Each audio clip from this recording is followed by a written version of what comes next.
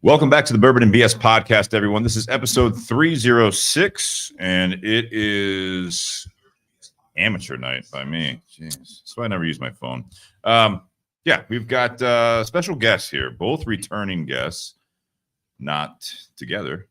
This is the first time you guys have been on the show together. Is that correct? Yeah, that's what I thought. Yep. They all run together here. Go ahead and introduce yourselves to the kind people out there, or don't. Nate, how are you? I'm good. How are you, Steve? Cool. I'm Nate. People just like stared at me like, all right, real talkative group here. Is that what we're supposed to be doing tonight? Talking. Okay. Yeah, Well, I'm into Amy. The mic. Yeah, already. Yeah, that's it. Got it. I'm Amy. I'm from McClellan's Pub. It is right off of 270 on Sawmill Road. We love whiskey. We adore craft food, and I'm just a fan of cigars. And I'm Wes, and I'm with Echo Spirits, and we're both here to talk about companies and our collaboration together. Yes. So we have Wes from Echo Spirits, and you guys are blowing up right now, and you're doing something that a lot of distillers are doing, but I mean, I think you guys are doing a little bit differently and really focusing on mostly local, I think, and we'll get into that a little bit right now. After we get through a little bit of our sponsorships, but McClellan's Pub carries a barrel pick of Echo Spirits. We carry their first barrel pick. Their first barrel pick from Echo Spirits. So we'll get into that. I do want to thank all you guys for tuning in. Definitely share the program. Do want to thank, nope, coming up here. Can't see that far away. There you go. Patreon.com/Bourbon BS podcast. Thank you guys for the continued support on the monthly basis, or you can do the one time. Yeah, go ahead and pour while I talk. Go ahead. Venmo at Bourbon and BS if you guys want to contribute to the show. We also want to thank our sponsors, Tinder Box at Easton in Columbus, Ohio. Nice cork pop. That's nice. Tinder Box at Easton, Columbus, Ohio. They are going to be the sponsor. They gave us the Punch Dragonfire, which is a new cigar we're going to be talking about briefly. Focusing more on the whiskey, but we'll talk about that. This Punch cigar will be available in the sales pack at the Smoking 10 event, which is on March 16th, Saturday, March 16th. Tickets are still available, but I think they're about 85% sold out, a little over 2 weeks. So get your tickets while you can. Either go to the Tinder Box or give them a call. I also want to thank Altadis USA. Altadis USA has some great brands like behind us here, Monte Cristo, Romeo Julieta, H. Upman, and Adrian, among others. We do have we do have a Romeo Julieta here. And this is going to be a good one to punch. That's what I did on mine. It's just got that flat head there. Mm-hmm. With the same lighter. Thank you. Nice. I want to thank, like I said, Altadis USA. This lighter doesn't really work, I don't think. Nate's probably does. Let's try the Bears lighter. It's used to losing. But I also want to thank BS Cigar Company for the gold and silver are available. They will also be available at the tent event. Make sure you get that lit pretty well. Good. But yeah, thank you guys very much for all that. And if you guys want some swag, we do have some swag. We're kind of bundled up. Nate has it available on his beautiful ensemble. There you go. He's got the Barrelhead logo on the hooded sweatshirt there, the black camo one. So you can go on buyjack.com/Bourbon and BS for any of the swag for the show or BS Cigar Company. And where do you get tickets to the 10 event? At Tinder Box, or you can call in and we'll do it over the phone. We're old school. Very convenient, though. It is convenient. I agree. All right, without further ado, let's you guys cracked a bottle. Yes, with we a did. Nice cork pop. Mm-hmm. What do we got? There you go. This is the McClellan's Pub. Yes, that's our Correct. So this is the first barrel pick, right, from Echo Spirits. First barrel pick from Echo Spirits, and Historical. I'm going to note that it is Amy's first local barrel pick. It's my first double oaked and first weeded. Yes, It's just a all in barrel one. of first. Barrel of first. Barrel of first. That's nice. All right, so what do we got here? This is double oak weeded bourbon whiskey. It says no less than 5 years. Almost 6 years, right? Yeah, almost Almost 6 6. years. All right, go ahead and set that down. And so, Wes, talk to us about this program, because, like I said, I think Actually, I have something I have to say before we go any further. Let's go. I Yeah, have two little special guests that are watching tonight. nice. Yeah, my boys Oliver and Austin. I just wanted to say hi to them. Hi, boys. I hope you enjoy. Cheers. I'll drink to that. Absolutely. To the kids. To the kids. Perfect.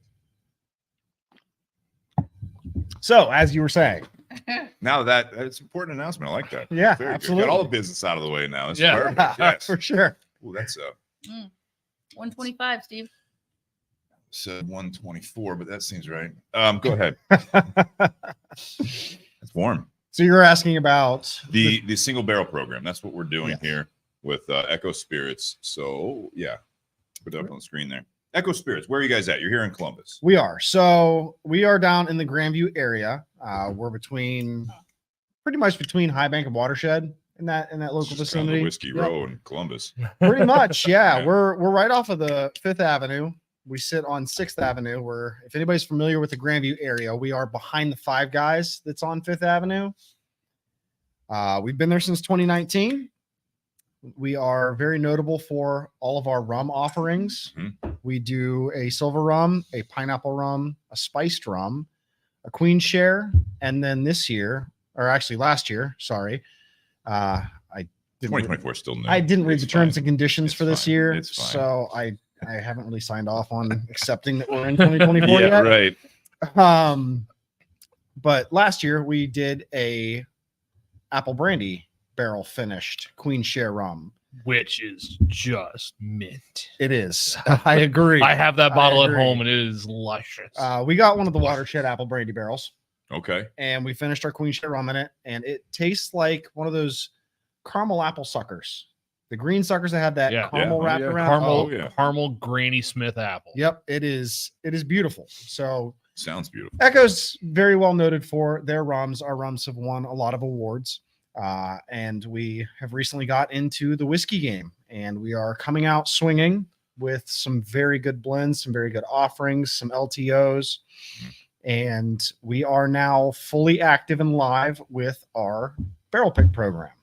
Amy was the first one in, and she was actually, I want to say, 4 months ahead of what I was ready for. But I gave her a Seems about right. sample of a barrel, and she called me back a few days later. She's like, "Sell me the barrel." And I'm like, "I don't know if I can." Because I wasn't there to pick that. Yeah, I you was weren't. just down checking the place out and talking about some of the new stuff they were doing. Yep. Including the barrel program. No. No? We didn't even talk about that. No. We were talking about batch No. blends and just kind of getting feedback from people. Just Yeah. kind of a collaboration of people giving us some insight on their thoughts on how we were doing, what we were doing, and where they thought we could improve. Just taking genuine feedback. That's awesome. You know, It's I love rare. to share my opinion. It's true. We all know. Not at all. But that's how this thing started. I mean, Yes. you said you weren't quite ready for this. It was on the horizon, right? But Right. One thing leads to another, and here we are. Here we are. Yeah, we tasted. I thought it was really, really good. It was so different than anything else they'd put out, and I just had to have it. Yeah.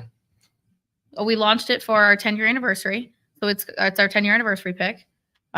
We launched it that day, and they were able to, I don't know how, but pull everything together in that amount of time, because I think it was just a couple weeks.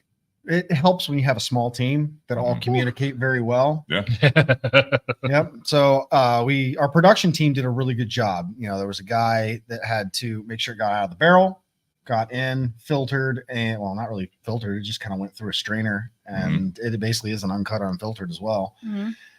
Made sure that all got bottled, all got labeled. They actually had to make new labels too. I mean, Yeah. everything for this. It happened super fast, I think. And when you go to a big distillery and they go through the tour and you show how the whole process of everything, to think about how long that takes, really, in so many different steps to be able to throw something together in such a smaller distillery. It's kind of wild that you can put out this much stuff, this tasty stuff, and then as quick as you did. Yep. I just did a barrel pick last week with a distillery that's in Louisville, and it takes at least 12 weeks for them at to least. get everything. So to put it into perspective of our production team consists of a guy named Carl. Carl. Yep. And we protect Carl at all costs. We appreciate Carl. Carl is the man. He throws it all together. He gets it all done. He will say he's going to do something. He'll do it. He'll follow through. He gets the job done. It's beautiful.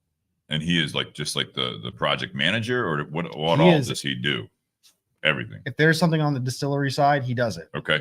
Our co-owner McClellan is our master distiller. Right. But Carl takes care of everything from there. Takes project and runs with it. Yep. Nice. He labels everything by hand. He bottles everything 4 bottles at a time by hand with our little machine. And he do you let him packages. sleep or go home, or has he just got a cot? Sort of? No, yeah, he goes home. Oh, nice. Home. He's got a dog. You can't take a man away from his dog. He doesn't God, just no. come with Just, us? bring the dog to the distillery. Yeah, just bring a little kennel over there. I don't know if there's any health codes there, but whatever. Get around it. So how many bottles did he have to bottle for this one? Do you remember how much it was? 190.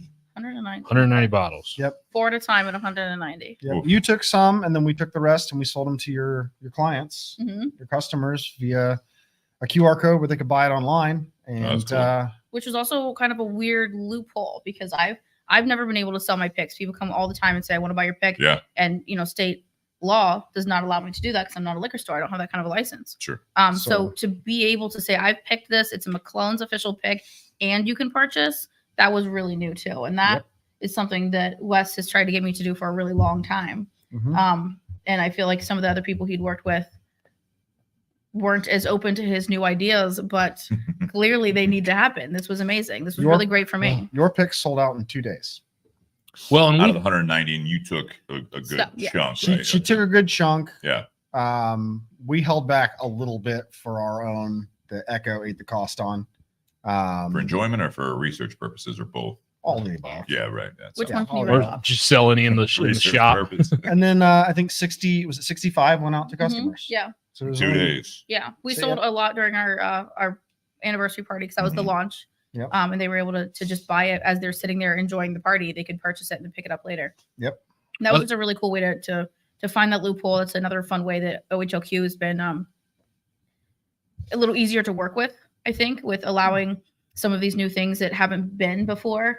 Well, I ran it as a kind of a half barrel pick for the most part, but it's still your pick. It was still your barrel. It's just the rest of it got sold out of our A3A. Is this so the double oak weeded, right? Is that what we're calling? Turned around there. Double oak weeded. Is this a current product that you offer? This is one of the LTOs. It's Okay. it's not a very common product. We don't do double oaks very often. Yeah. Or are you going to reconsider? We do have a few offerings of double oaks here and there that will be in our barrel picks, but it is not going to be something that's common. Okay. So that's why we'll get into this for everyone's like, how does it taste? How does that part of the program work, I guess? So if you do something unique like this, and especially in the state of Ohio, to like have this new product and come up with the MSRP and all that stuff to ship out, especially to customers directly like that. How does it work? Yeah, how does it work? I mean, it just is a new product, right? I mean, is that how you just? Yeah. It's a new, like you said, limited release and. Yeah. So It and functions any the same. double oak weeded, double oak rise that we do will fall under this same product Got code, it. same product label. Barrel picks, of course, will always have the pick sticker, Yeah. tater sticker, side, yeah, whatever for you sure. want to call it, Tater. on the side of them. And yeah, for what we're doing with our barrel picks, it's not only open to bars, restaurants, hotels, but it's also open to bourbon groups, bourbon clubs, public. I mean, if you have the money and support to buy a barrel, I'll sell you a barrel. Yeah. Nice. That's awesome. So currently booking up barrel picks right now. Yeah. I do have openings here and there to get people in if anybody is interested. How do they reach you? Just at Echo Spirits? Yeah, it's Wes at echospirits.com for my Okay. email if they want to reach out to me. But yeah, currently I have 6 barrels that Okay. are going into our picks. So not a huge amount. No, not a huge amount. That's awesome. So what do we think of this? Everyone's probably sitting on the edge of the seat like, okay, guys talked about this. I think it's really good. Well, you obviously do. I mean, that's your review of it. Really good. I get a lot of sweetness off of it. We talked a lot about the original echoes that I've had before. And kind of how this one is getting some new flavors that I haven't tasted from anything from them before. So I taste a lot a lot more flavor, a lot more depth than I had in the other ones. Mhm. I get a lot of sweetness too. You kind of sounded like it was a lot, but if it's the first one of the day, it kind of hits hard being 125. It's not the first one of the day. You kind of get an immediate sweetness on the tongue, I think. And it's hearty, but I think it has a lot of vanilla to it as well. Yep. And I think after the second drink, when you start getting into, you're like, wow, okay, the first one hit a little hard, but the rest of it smooths all out and it stops drinking like a 125. Yeah, when I said, I felt the down in the chest there, but again, Yeah. it's It'll give you that nice cold Ohio down. embrace. I'm old, I get heartburn. So, That's right. but yeah, that's right. No, I don't think it's hot by any means. It's got a little bit of spice to it, but I do get the sweetness as well. Right. I'm getting, it's not like overwhelming cinnamon, but I do get a little bit of it with the sweetness and everything. It is balanced, like or the depth that you're talking about, Amy. It's. I think that the wheat obviously sweetens it up, Yeah. but the double oaked adds another layer. And I don't want to say it's oaky because it is. It is okay. But that double oaked really brings a lot of wood characteristics to it that balance off that sweet from the wheat. And then the 125 too, I think they all just kind of work together to create a flavor that I really appreciated. And I think has a lot more depth than I'd seen from the original ones. And then you came to introduce a couple new products at the same time. I did. Yeah. I introduced a couple barrel strengths to you, and I thought they were really, he sits there and he smiles. He slides them over to me and he just grins and waits. I'm like, he knows what he had. Yeah. And I'm like, you're doing something so different. I think that some juice is just different. It needs to be aged a different way. It needs to be a certain proof. And I think once you get over 100 for your stuff too, it really, I want to say, kind of opens up a little bit. I'm a purist when it comes to bourbon and whiskey, and I hate to water it down. I hate to ice it. I hate to add Coke to it. Yeah. We've talked about this a million times. I hate that. I think she's talking to Bobby Hirschman. Bobby, no, I don't even start with Bobby. But this, Is he listening right now? I haven't seen him. so all of these had a lot more flavor and really hit the palate differently than the ones had before. And he knew what he had with just by the smile. He knew that they were going to be really good. He knew I was going to like them. So I really encourage a lot of other people to try. If you tried the first couple Echoes, try them now. They're very different. They're great in a lineup to see the experience, I think, start and kind of progress. And anytime you have a distillery, because what year did you guys start? You said 16? 2019. 19. Yeah, Ooh, new, okay. new. So yeah, it is new, and it does have like a learning curve and some work that needs to go into it. And I think that you guys have put in that work and you've figured out, what it is you want to do, and here it is. I was really impressed, and I don't say that all the time about locals. No, So. you don't say that at all about anybody. I'm gonna say it doesn't, not specifically local. That's true. You got to keep standards, You gotta keep This- standards. So, just questions that people might have here. Like, this is your own juice? No, No, we so have you're sourcing. sourced this. I Okay. mean, starting in 2019, how Right. are we That's gonna why I have, was. how are we Okay. gonna have something Paint the that's picture here. Yeah. Well, because I think Joe and Nikhil talked about it Correct. when we had them on. It's like they started out I as just tuned in. they started out as the rum guys because every other local distillery in town does vodkas, does gins while they're waiting on other stuff to age. So Yep. they started out on rum, and then they also admitted that we completely underestimated the bourbon market in Ohio. Yeah, I remember that conversation. Yep. It's big. Yeah, So, fourth largest so- bourbon market in the country. yeah, we source, but we don't just source from the big guy. Mhm. We have products coming from other places too. I'm not going to really elaborate on that, but Okay. there are some brands that are recognizable in our portfolio that are coming up for barrel picks. And what are the regular offerings that people have from Echo? So Right the now, regular offerings that we bourbon have right style. now, yeah, we have a blended bourbon. Second glass we're talking We have a barrel proof bourbon. We have our straight rye. We have a barrel proof rye. The wheated that's sitting here in front of me with the blue label is an LTO. It is out in the market at select stores. Carfagna's is one of them that has it. Mhm. My favorite, the Kroger in Marysville, has it. And then we I have brought you just in case. a new line that is going to be coming out soon. Yeah. And this is the first time it's really going to be publicly talked about. Let's do it. It is our engineer series, and it is a barrel proof Ooh. series. I already put it on there.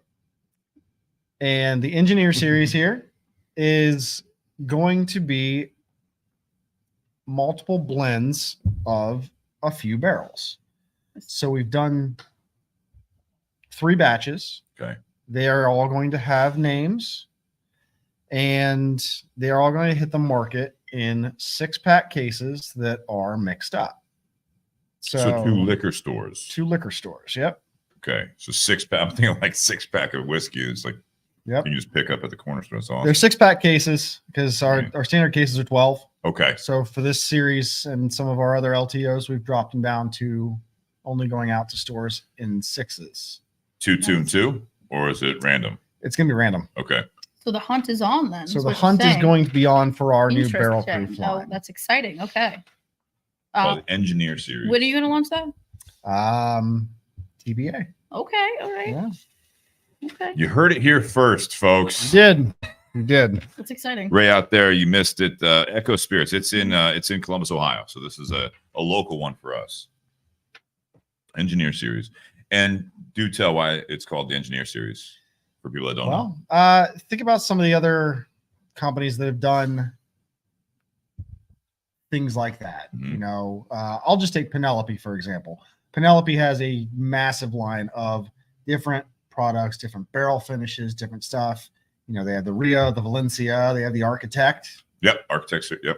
You know, so we kind of wanted to do something because we are taking product that isn't ours and we are engineering it to the way where we think it's going to fit a wide range of palates out in the market. Okay. I think could we just on the juice that's not ours too? Could we talk about how common that is? You know, when Sure. you say it, it sounds like, oh, we didn't distill it ourselves. We didn't, but so many companies are doing that and turning it into a really great product. So Mhm. just because it's not made, Mhm. you know, the same place that it's aged, doesn't make it any less of a product. I mean, they're picking some really solid, you know, base juices to Yeah. turn into these, and some really, really big names. And again, I don't want to drop those names either, but they're using sourced as well. I mean, the most award-winning distillery in the country, all of their whiskeys are sourced. Yeah. They blend. Mhm. Yep. So, and a lot of people don't even realize it. And they've Yeah. made a great name for themselves. too. Yeah, absolutely they have. Yeah, and one of the things that is a common misconception that I've heard of is like, oh, well, you're just getting barrels sent to you. No, I mean, No. just buy and they just send you whatever they want to send. You have to go pick them. You're actually looking into this. Mhm. You're You're Even- buying. even You're this buying. one- You're Yeah. buying the juice. I mean, that's something. You go to some of the people that have the capacity to do that on the Mhm. scale that you can afford to do as a business. First of all, that's a big aspect of it that people don't necessarily realize. But yeah, sourcing it means that you're going shopping. You pick the distillery you want to shop from, right? You pick Mhm. the stuff you want to shop for, and go from there. Yep. Other distilleries, I don't know. I mean, like you guys. You blend, you buy stuff, and then you blend it on site. I mean, there's a lot of different steps you can go about it. Are you guys, not to get off of that, are you planning on doing your own juice? Is this in the works? we have our own juice. That's what I thought. I didn't want It's to. made, it's being aged. Yep. And that's the other thing that people tend to forget sometimes when you got a distillery that is now just 5 years old.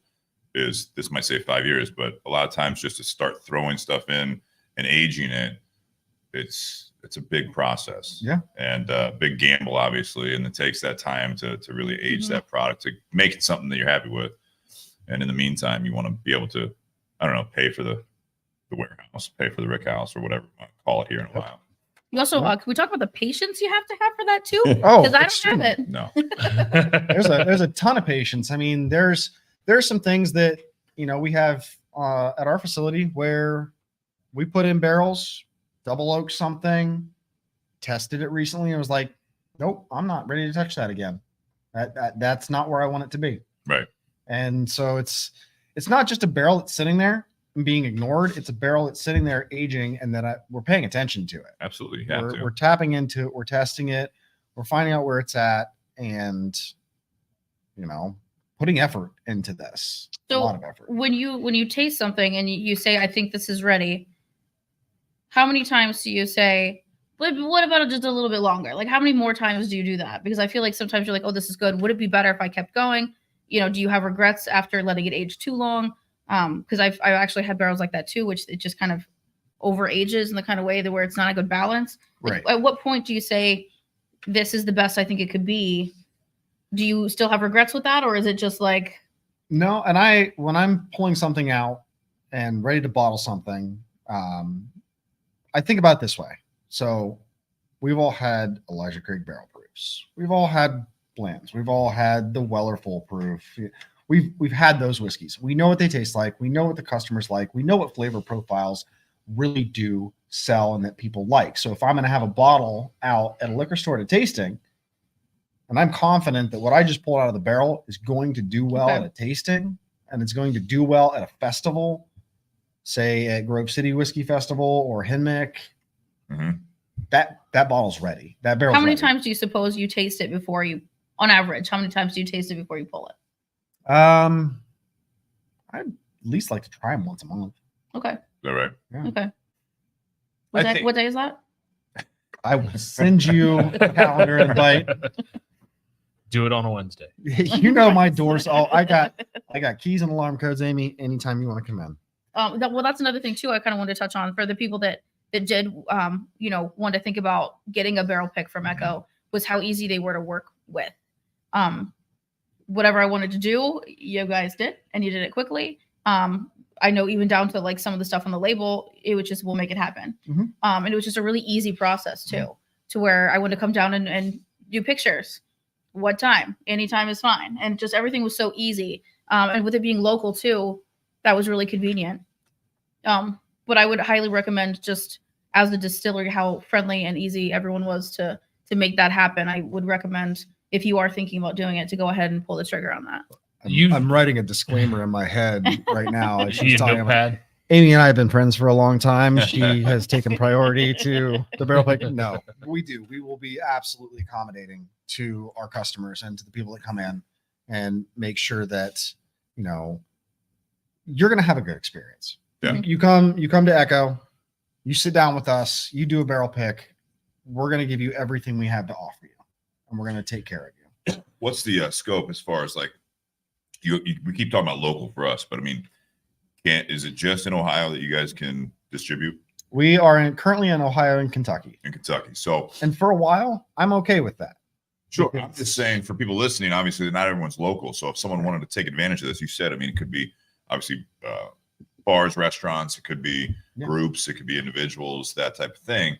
Can they come from outside the state if they're not in Ohio, Kentucky, or is it at this point it's Ohio and Kentucky? That's as far as these bottles can go legally. That's a good question that I don't have an answer to. Fair. It's fair. I mean, Joe might have that. He's watching right now, but I just didn't know if you can like shop online with you guys, buy a bottle outside of the state. Like, so if I'm in, say, Indiana. For a lot of our common products, if your state is allowed to have shipping, we do work with an online bottle shop, and I'm pretty sure that is available on our website to take you to that online bottle shop. Yeah, and that's what Joe was saying in the comments. You can stop in and see us and give us a try sometime online as well. So I'm just asking questions because I'm curious. I think it's cool, especially you guys are a newer, younger distillery. So these are the things, if people are listening and are like, hey man, I'm in Illinois, I'd love to try something that I can't get here. So it's just, sometimes it's you said, I mean, I'm willing to make it happen, or try to make it happen. For being so new, you've gotten quite a few awards for your cocktail bar. Yes. Yeah. Maybe the bar at Echo too. Spirits is phenomenal. We have a great team. Our bar manager, Derek, he is one of the most creative people I have ever been, able to be around. And, when the green chartreuse couldn't get it anywhere, Derek made his own, and it's really good. And he's a bar manager? Yep. Okay. It was full witch doctor style back there. The entire time I was there, it was just like creations and potions. They're little puffs of smoke. Yes, they're making flasks, for all their cocktails. It was really, really pipettes. cool. I mean, just like the colors and the smells and everything that they were, the prep before you guys even opened was so intense. And everybody thinks, you open up at 4 o'clock. Yep, 4 o'clock. 4 o'clock, you just roll with it. But they are there early, prepping all of these Sure. different ingredients by hand, and that's really cool. And when I have a cocktail, I love anywhere I go that's new. I want to see their cocktail list, and I want to see what they're putting in, what they're pushing, what it looks like. I want to just see who has what first. But your stuff is really creative. It's really pretty. It's really colorful. The ingredients and some of the stuff that's on your list are wild. Yeah. So even if you aren't interested in the barrel program, going as a customer just down to the distillery for cocktails would be something that I would definitely recommend too. As Austin says, try a crumpled fedora. Oh, Yes. Yes. Yes. All right. Yep. There's It's on the lines of kind of like there's a cocktail called a Newport. It's kind of like a blend between a Newport and an old fashioned. okay. And it has a lot of tobacco flavors in it because it uses tobacco bitters. I'm getting like smoky mint when I think Newport. I just think like Yeah, a it rough- is. Menthol. It's a Yeah, rough, like really smoky good. tobacco mint. I don't know what Like I'm drinking. Can't sell those almost in like a Columbus Newport. right now. Oh, sorry. Yeah. Yeah, flavored tobacco pan. So. Oh, did I bring up? I'm sorry. I didn't want to hurt your feelings today. Yeah, so most of our all of our cocktails have very creative names, and majority of them have a meaning behind that name Mhm. because whatever one of our bartenders has created that cocktail has tied it to something personal. That's really cool. Nice. The community is really small too, with the cocktail community and the bar community. So to know that those people have put their heart and soul into drinks too is Yep. fun to see. Yep, absolutely. Yeah, we have a great bar staff. I can't praise them enough. They do a fantastic job. They are very attentive to our customers. This is the last week for the ramen cart that is on our patio. Mhm. We have Red Rabbit Ramen, and the owner of that is taking a job in Seattle, Washington. The He long is- commute. He and his family are moving, so hopefully we can find somebody that wants to take over that ramen cart for him. But if not, there would be an opening for other food truck options. Stay tuned. Stay tuned. Stay tuned.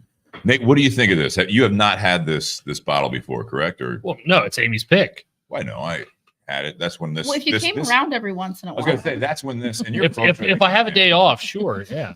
I think that's how this all happened. Is that Chris and I stopped by McClellan's and we tried this, and so we're like, we should do this, Oh, and here yeah. we are.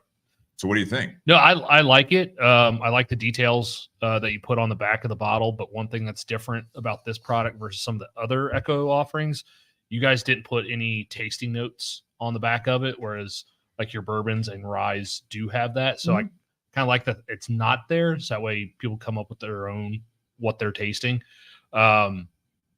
Because that double barrel, I definitely pick up this nice soft vanilla on the front of the palate.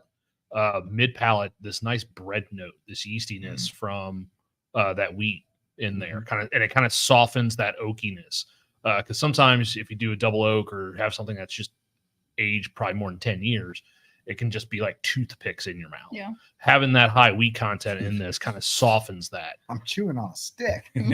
Oh yeah, I had one. Marky. Yeah, I had one it was last month. That was a 20-year, and I was like, it just tastes like I'm gnawing on a 2x4. Yeah. And it was only 90 proof, so yeah, it was terrible.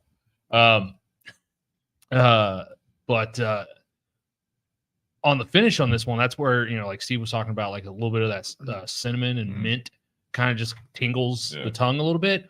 But afterwards, like still just hanging out there, like that vanilla sweetness kind of transitions into more of a caramel flavor that's just sitting on the back of the palate. Yep. Well said. Well said. And what are the other ones we have just to review here on the table? So the next one up that's going to be a fresh crack is going to be our wheated bourbon. It's not a double oak. It's just a single barrel wheater. And then after that is another double oak, and it's our double oak rye. what are the proofs on both of those? Good question. 124.6 for the wheater. 113.8 Nice. on the double oak rye.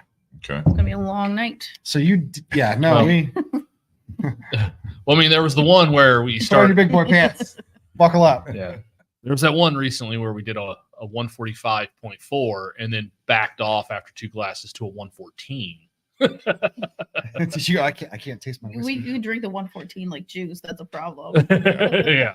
That was just a wise decision to do, though. Yes. Yeah, because if we were just drinking, Yeah, I don't want. nope. Yeah, you're drinking for two there. So this cigar, just to touch on this, and we get back to the whiskey here. I do want to touch on this. It smells great. Mm-hmm. I'm glad you think so. This is, it's got a little bit. Fire It's back up. fire back up. Let's fire back This is the Punch Dragonfire. This is new. So Punch has been doing a kind of the series here with this is the year of the dragon. It's the year of the wood dragon, I guess. I'm not all into that myself. The Chinese New Year's and everything else, horoscopes and all that stuff. That's not really my thing, but I am told about it frequently from Kristen and other people. So It's a fat boy. it is a fat boy. This Fat is boy. a 5x60, so kind of like a short gordito or whatever. Mhm. It's also interesting. This is going to be a flat top. Like, so the end of the cigar is not rounded at all. It is flat. It's a flat top there. And it's kind of, It's like a cross between a flathead and a nub. yeah. And it's Sounds tasty. the reason they did that. They Punch has gotten a little bit, and this better or worse, so it's not a bad thing. They've gotten a little gimmicky on a lot of their marketing since they've gone through a rebranding. Punch is a very old brand name. I mean, you're going back to Cuban tobacco here with the Punch. But this is, they've kind of made it more of a, I don't say blue collar, but that's kind of the way it was explained to me. Yeah. Price point and otherwise, because this is coming from General Cigars, and they've got a huge portfolio of different brands, kind of like our sponsor Altadis, but they've got a big portfolio, so they kind of had to pick and choose on how they're going to compete against each other. Mm-hmm. So with Punch, they kind of went, in my opinion, a little gimmicky. They had a dad bod. They had a knuckle buster. I brought the dad bod into the humidor at Carfagna's last year because they're that champion shape. Yeah. So it's a thinner at the top, but it's a little pudgy in the midsection. Like a dad bod. The band was a striped tie, and they came 5 cigars in a beer can. So not gimmicky at all. No, but No. oh my gosh, did it sell like crazy? Sure. Oh, they know what they're doing. Yeah, people were like, This is to kind of, buy the can, you get the 5 cigars. this is, being that kind of short, fat, flat, and everything, kind of like a firework casing. So it's the dragon fire and the year of the like celebration and all that stuff. It actually, and I don't have it for them on the screen, but that's the kind of like a little firework that's fun. package Yeah. is what it comes in. Oh, okay. So it's this is just Still for, not gimmicky. still not gimmicky at all. No. Not even a little. This has got a Mexican San Andreas wrapper over a Nicaraguan binder, and the filler comes from the big three: Dominican Republic, Honduras, and Nicaragua. So it's got a semi-closed foot, but that lights up pretty easy. And we talked about the head on that. But the big thing with this is that it also is constructed, in my opinion, very well for what you're smoking here. But you're looking at about a $7 to $8 cigar only. Mm. Yeah, so Pretty reasonable. very reasonable in this Mhm. day and age. With the average price, I'd say is you're looking at $12 now. Yeah. So you're a fraction of the price for this cigar. And to my understanding, it is limited, but we'll see how long they last, because this is kind of part of a series they did with Punch where they had a Kung Pao, and like they had one that came in. It almost looked like the foil tray of like takeout food, and you had it kind of this. Yeah, it was, Oh man, if they did one that tasted like chicken lo mein, I'm in. I can't do flavored tobacco. Well, I'm not No. gonna lie. When I first saw this, because I haven't had a Punch anything, I was like, "Oh, Punch is." Did he smuggle through some of the Punch, the flavored? I'm like, did he bring it on because I'm a girl and I don't smoke like cigars, or? Oh, like Hawaiian Punch? Yeah, I'm literally thinking No. Punch. Oh, this sounds fun. Fruit Um, Punch. I'm sorry. Sorry to I've never disappoint heard of you. these before. No, Punch is a historic. Punch. Yeah, yeah. They'll punch the clown in the picture back there. Oh, okay. All right. Yeah, the Punch clowns. I mean, like you're talking like big figurines or like kind of cigar shop staples. So they've had this forever. So, but yeah, Tinder Box used to have one. we did How many variants of Punch do you have at Tinder Box? at the Tinder Box right now. I think we've got probably 4 or 5 different blends and different sizes. Okay. And so they Do they have normally do them this size, or are they all over the board? all over the board. And like I said, the more recent ones like this, like the dad bots, some of the more limited production releases, they are gimmicky, like we've kind of talked about, for better or for worse, but they do have some of their classic blends as well that have the more traditional packaging, and they come in the Okay. traditional boxes. And so they've got their staple brands and blends through the portfolio. But these are going to be more fun, I think, for some. So for the people who don't smoke a ton of cigars, this specific shape and the way it's constructed, why would that be appealing? Well, again, I think it is part of the gimmick side of it is that it's got the looks like a firecracker. They're trying to be a little bit creative with the flat pressed head. 60 ring gauge with this being to me, it's a fatter cigar. Not always my go-to being a 60 ring gauge, but being a little bit shorter, I think it smokes well. But I mean, there's no real, I don't think, rhyme or reason other than what they're doing with the overall project. Being a little fatter, does it smoke longer or faster? It'll smoke a little longer. Okay. Yeah. So if you have the same length, but you make it a thinner ring gauge, it typically will burn quicker, just based on the physics of like the surface area and everything else. So this is going to have more filler tobaccos in there as well. Okay. With it being a Do fatter. you remember the little cigarette charges you could put at the end of somebody's cigarette when they light it? It would like Explode. I'm glad they didn't do that. that'd have been absolutely hilarious. You get halfway through it and just like snap. Just one. Yeah, just snaps off. Just enough to like. But just one in the box. Yeah, just one cigar. 1 out of 20. You might have that. Cigar roulette. Cigar roulette. I like what they put on the underside of the band. I don't know if they all have the same thing. I think there is a variety. I don't know if it's all the same in the same box. So that was another thing they kind of did with this series being kind of the Chinese fortune cookie it's type like thing. Fortune cookie. So when you take the band off, there's a little bit of a saying on the inside. What does yours say, Nate? If you don't post a pic of your cigar online, did you even really smoke it? You just took a picture of it to post online. Yes, he did.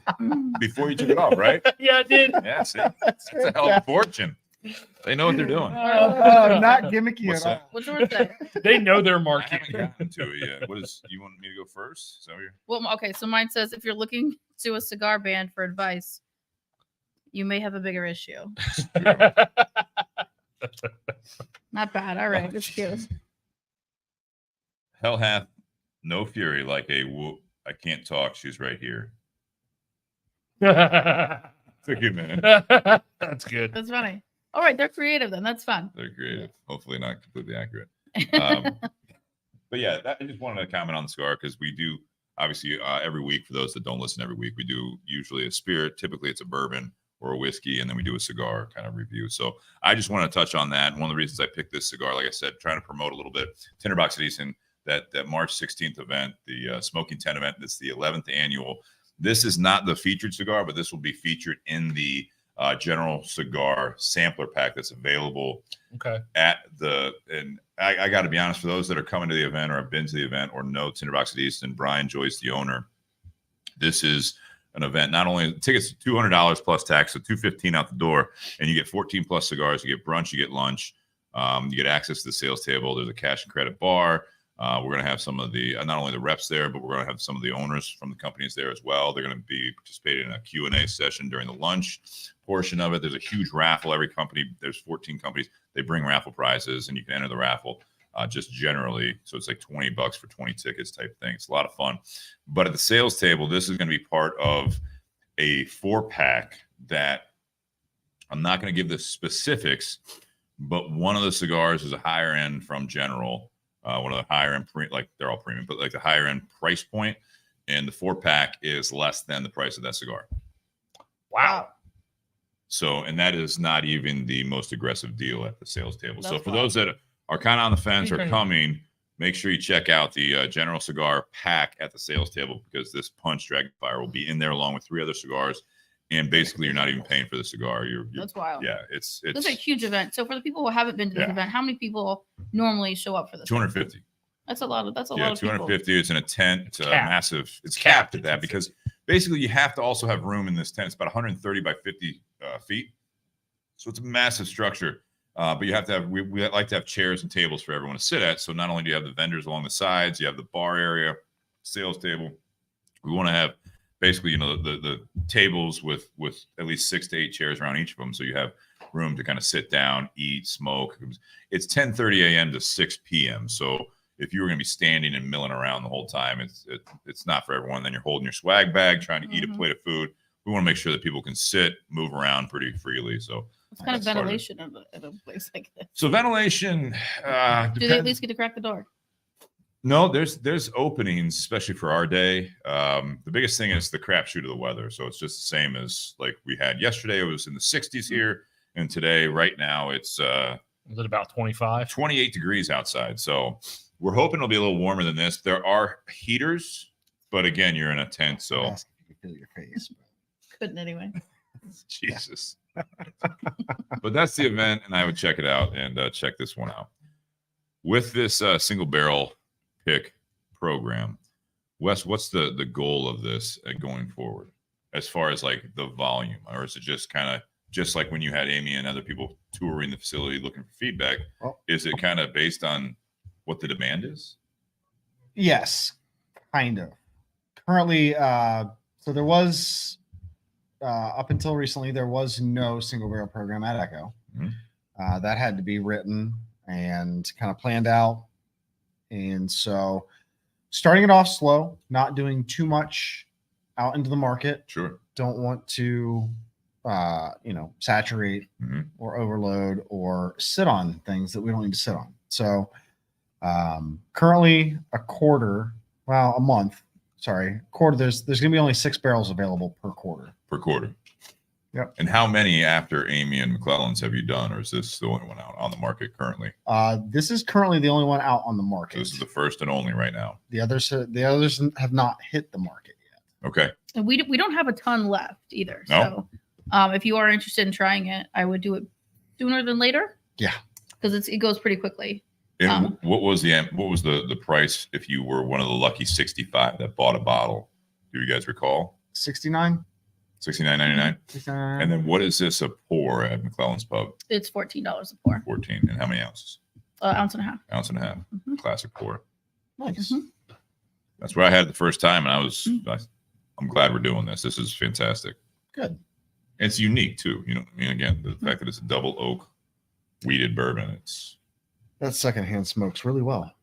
It just I'm trying not to blow it, Is that blow it in sarcasm your or you face. enjoying it? no, I can't tell. it's fine. Like I was like an ambiance. I was actually expecting a lot more of a harsh This is I would secondhand. I would put this like straight medium body.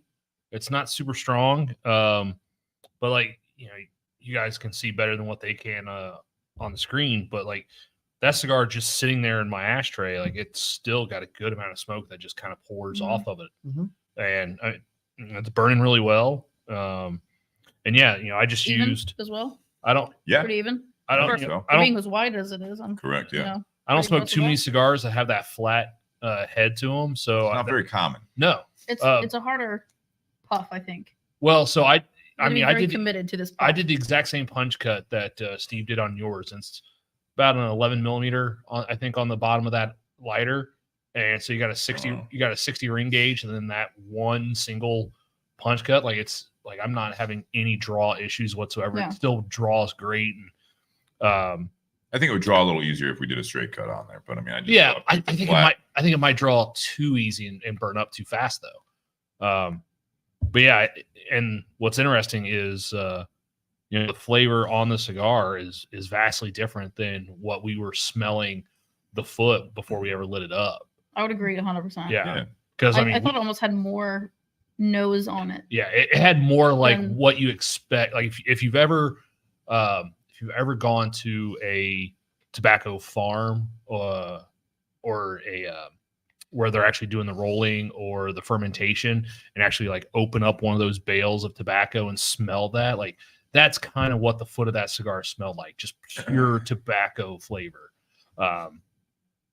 It doesn't necessarily get the same, doesn't translate to the palate, but it's still solid smoke. I just don't think there's anything standing out on the palate. So when you come up to but a still $7-8 MSRP smoke. yeah, for MSRP is $6.99 before tobacco tax, depending on where you are at when you're buying the cigar.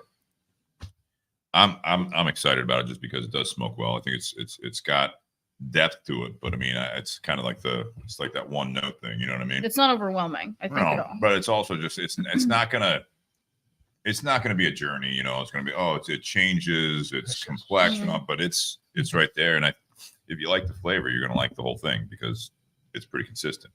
Mhm. Wes, what you're looking at this? What are we looking at here?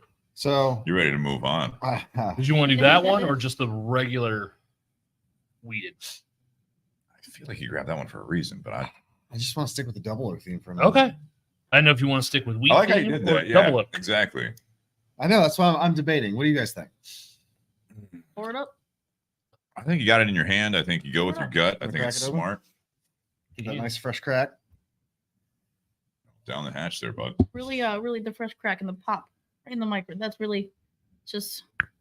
Don't drop a bottle. Let me get one. That was nice. Quality cork, as you can see. Yeah. Holds in the air nicely.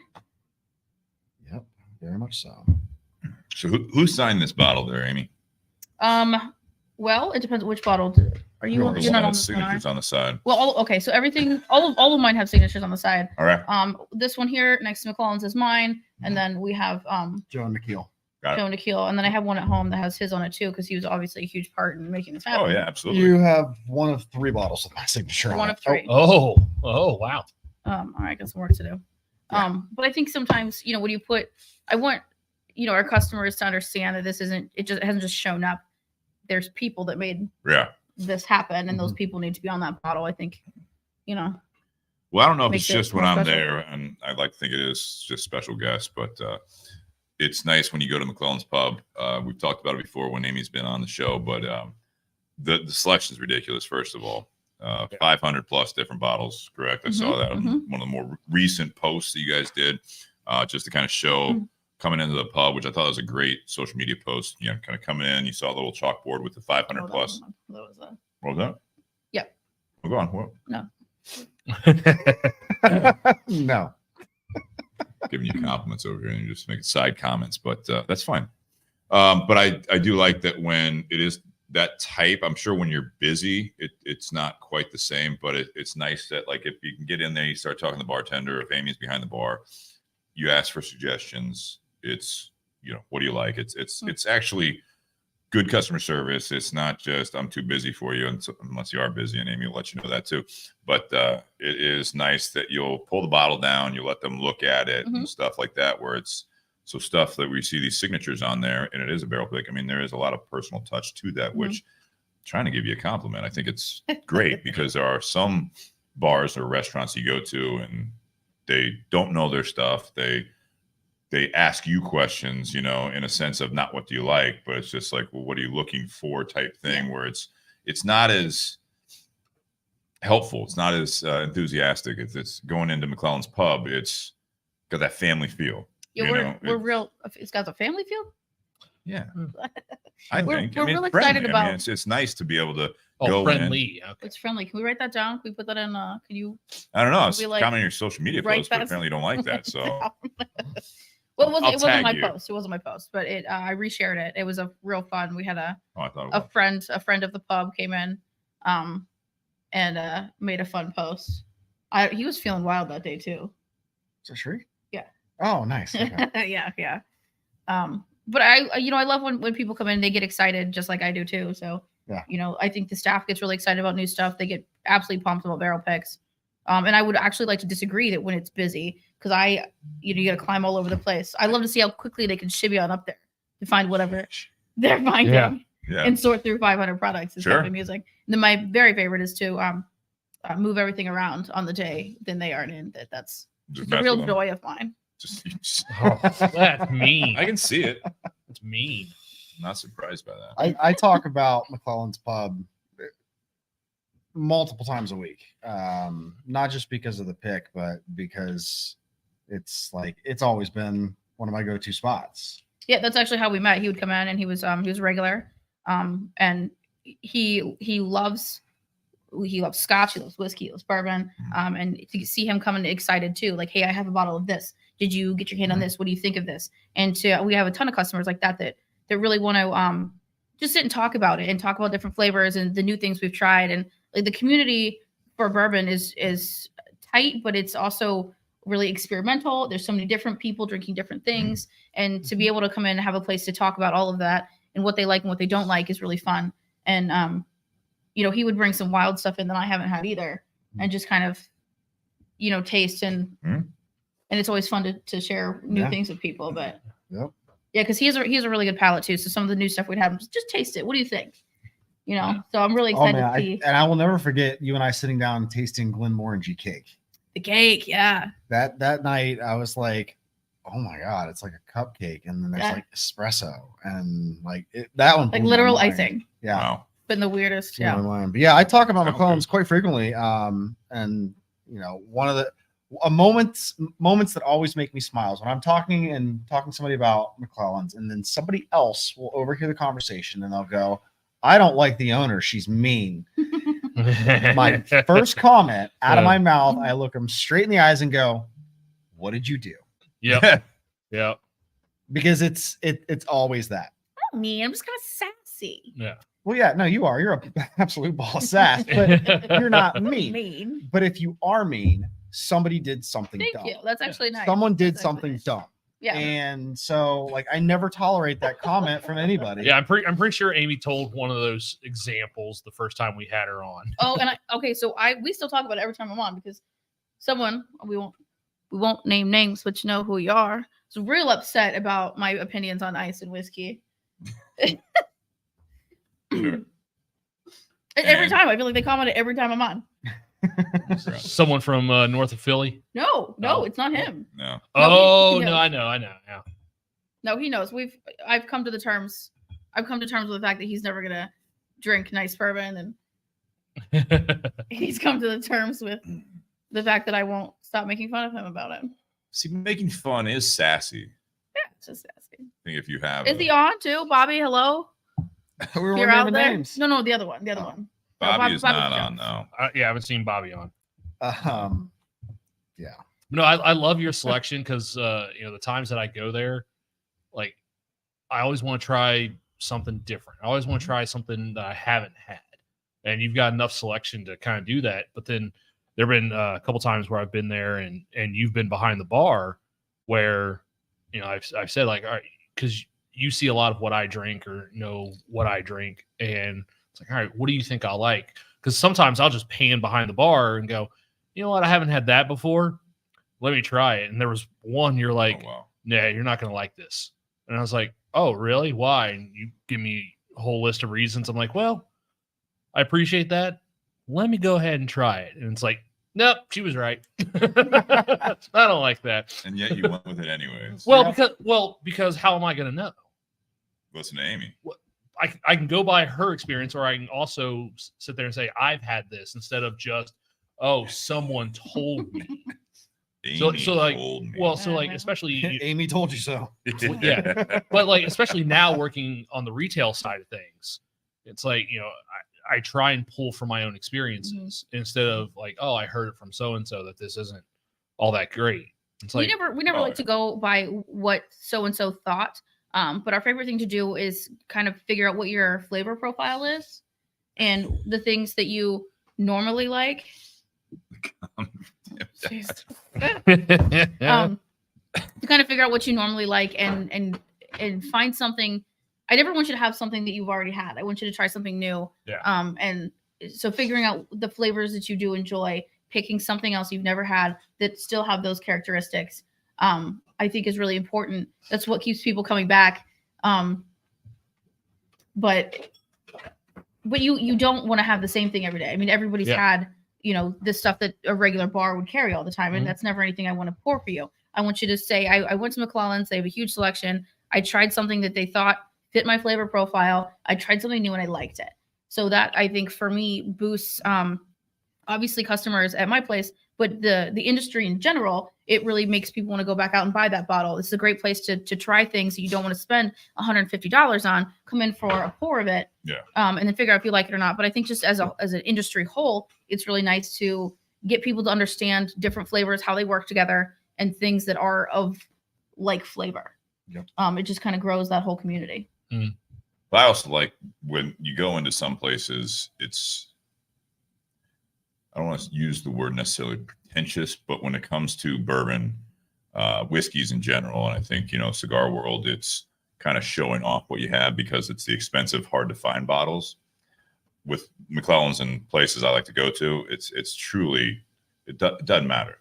You know what I mean? I don't care. Like we have in the cigar shop, we've got a case, Davidoff case, that is a higher end one. We don't have a marked I don't have a problem if someone asks me how much it is. You know what I mean? Like, I think you have to kind of be ready for that. And I think you guys are really open about it. It's like, you'll suggest stuff. And if someone's like, well, wait, how much is it? It's like, yeah, it's this.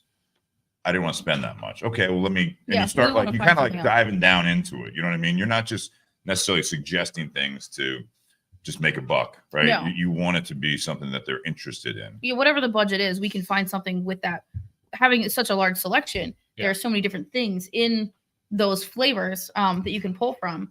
And, you know, even when I'm at the house, like, I don't drink super expensive stuff all the time. Everybody thinks I just drink Pappy all day long, and that's not, you know, at all. Just Is the it mornings. delicious? Just the morning. Just the mornings. I drink Pappy in the morning. Pappy. But in the Wait, you afternoon don't? In my coffee.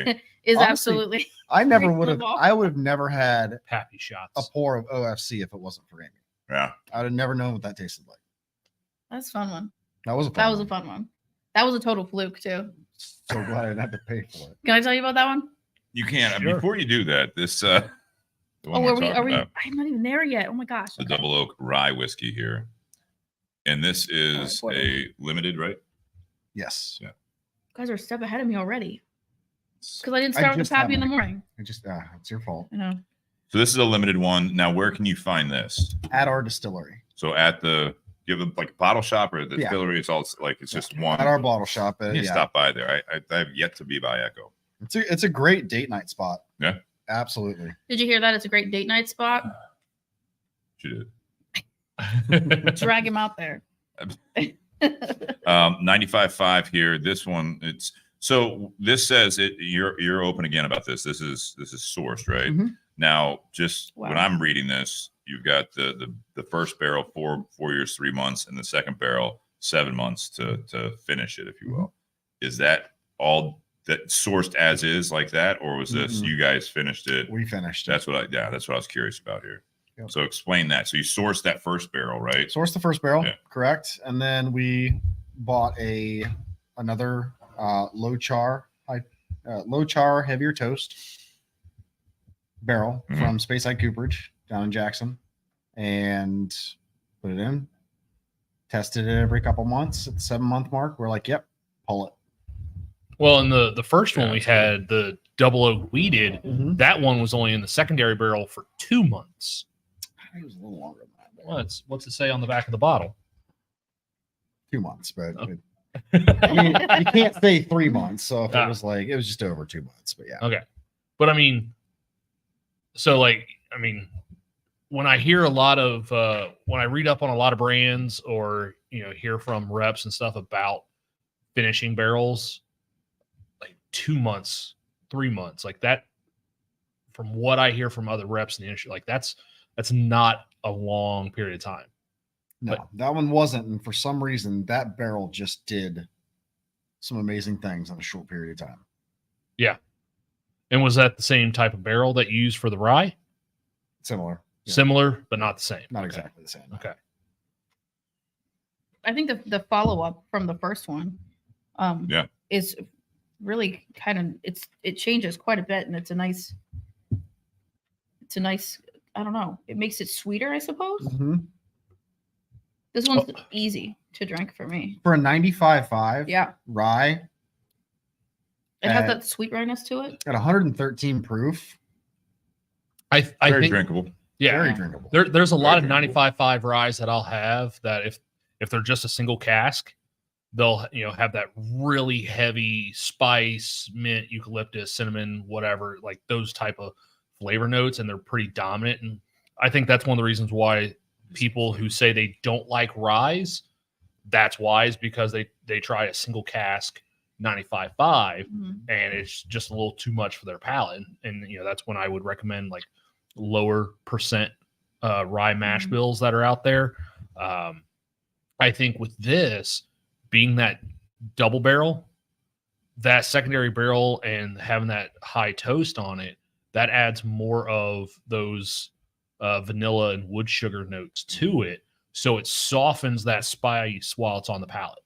Yeah. Like when I sit there and I hold this in my mouth, like it doesn't burn. There's not a burn. There's not a cinnamon. There's not that mint. There's just more of that vanilla and sweetness. I That kind of want to warm it up that- to get more of that. It still that tingles spice a little bit hits on the back. Yeah, it still tingles a little bit at the front of the tongue, but like if you were to transition over to our barrel proof rye, that's going to make your gums tingle Yes. and your tip of your tongue tingle. Yes, it does. That rye spice really hits up front in your palate, but this one, it's just the tongue, and it's not the tip of the tongue. It's just right on the front, and then you get all that flavor in the middle of. I'm trying to place the flavor. It's Finish. very, very flavorful. I'm just trying to place what that flavor is. It's like a food flavor.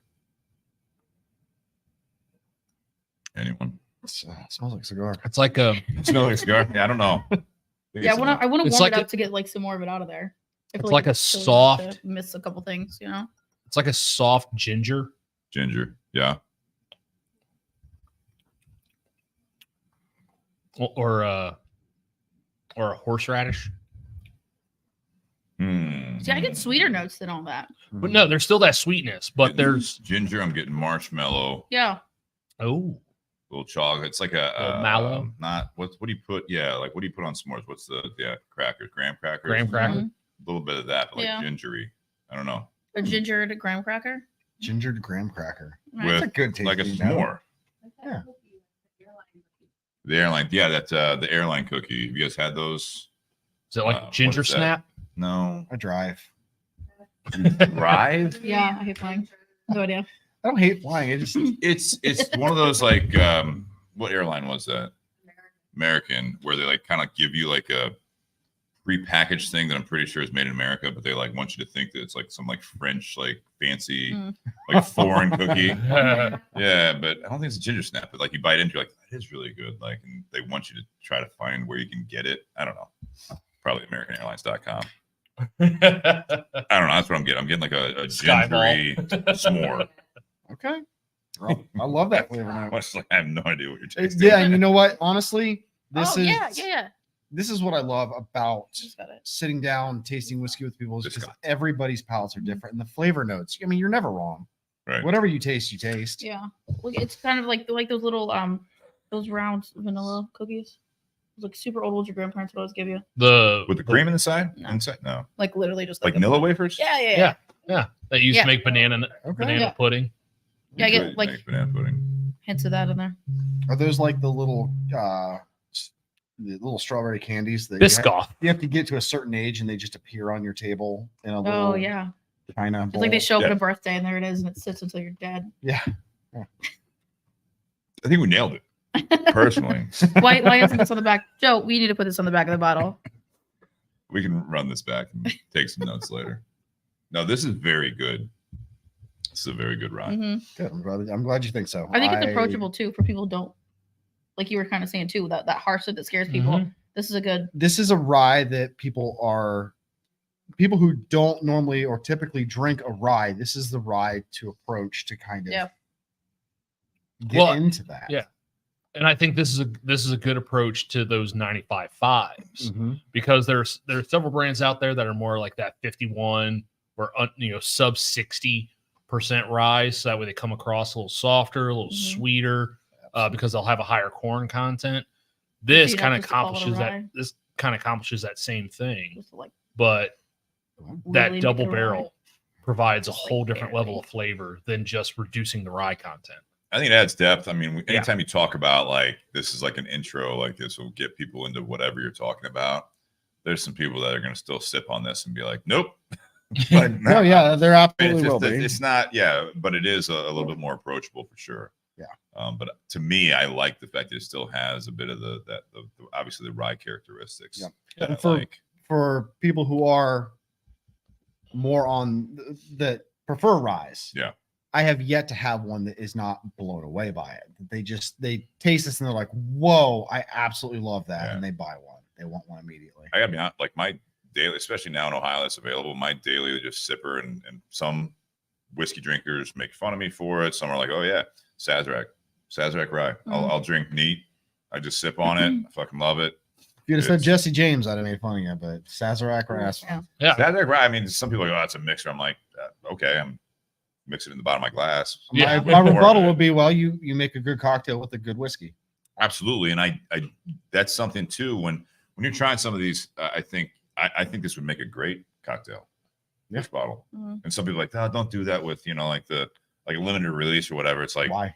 yeah, exactly. It's great. Why? It's a great question. Why would you not do that? Drink it how you like it, when you like it, the way you like it. As long as you're not McClellan's. Then you drink it how I like it. Maybe No, the I think- people that he was talking about have a point. No, I think it's really important too to taste things different ways. Like I always encourage people to drink it neat, put a drop in it, kind of figure out what it is you like. I do hate mixing certain things.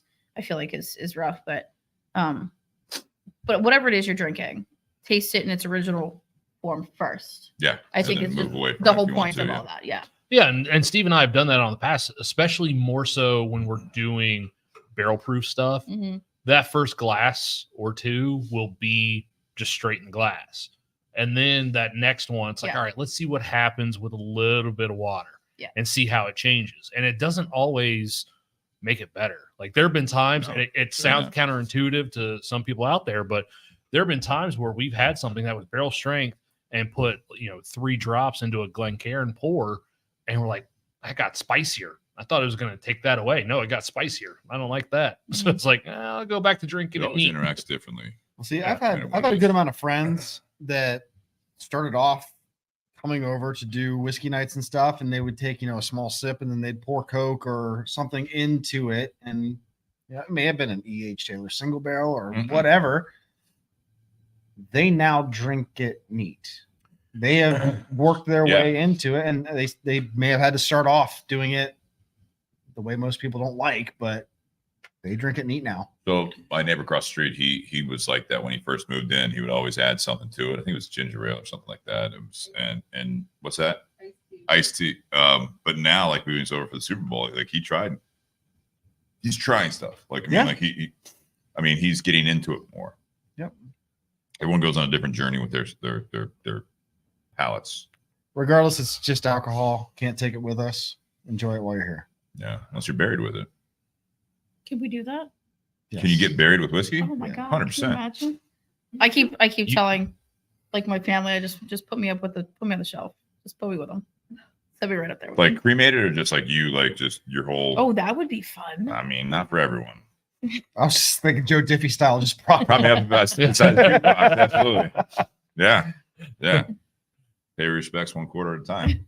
Like that. Touch tunes wouldn't have the same effect, I feel like, when you're doing it from the phone and you're not like up against, like you're just like, I don't want to go near the body. No, yeah. Oh, yeah. It's actually be better. Just Venmo Amy. No, do it electronically. No, when Amy passes, you send her off to a taxidermist, and then you lay her there on the bar, and all the bottles are just right on top of the casket, glass top. Yeah, just She'll be on the put me bad right on- taxidermy Facebook page. I don't like on topic this. if you die. I don't like this at all. It was funny. It would look Just like cremate. Let's do the cremating thing, and then you can be on McClellan's Yeah. shelf. This would be long time from now, by the way. Like, let's not really plan this I'm on, out like, in depth. I'm on like life 9. Or, wait, how many? There's 9 lives. Not Like your 6. cat. Like 6. I'm One. like on I 6. mean, Your she person. is a cat. No, she's a cat. 6 probably. She's a- She requires 2 pettings exactly, and she'll bite the shit out of you, as per protocol. They're rough tonight. I'm I don't know what it is, trying to but give it's your pub compliments.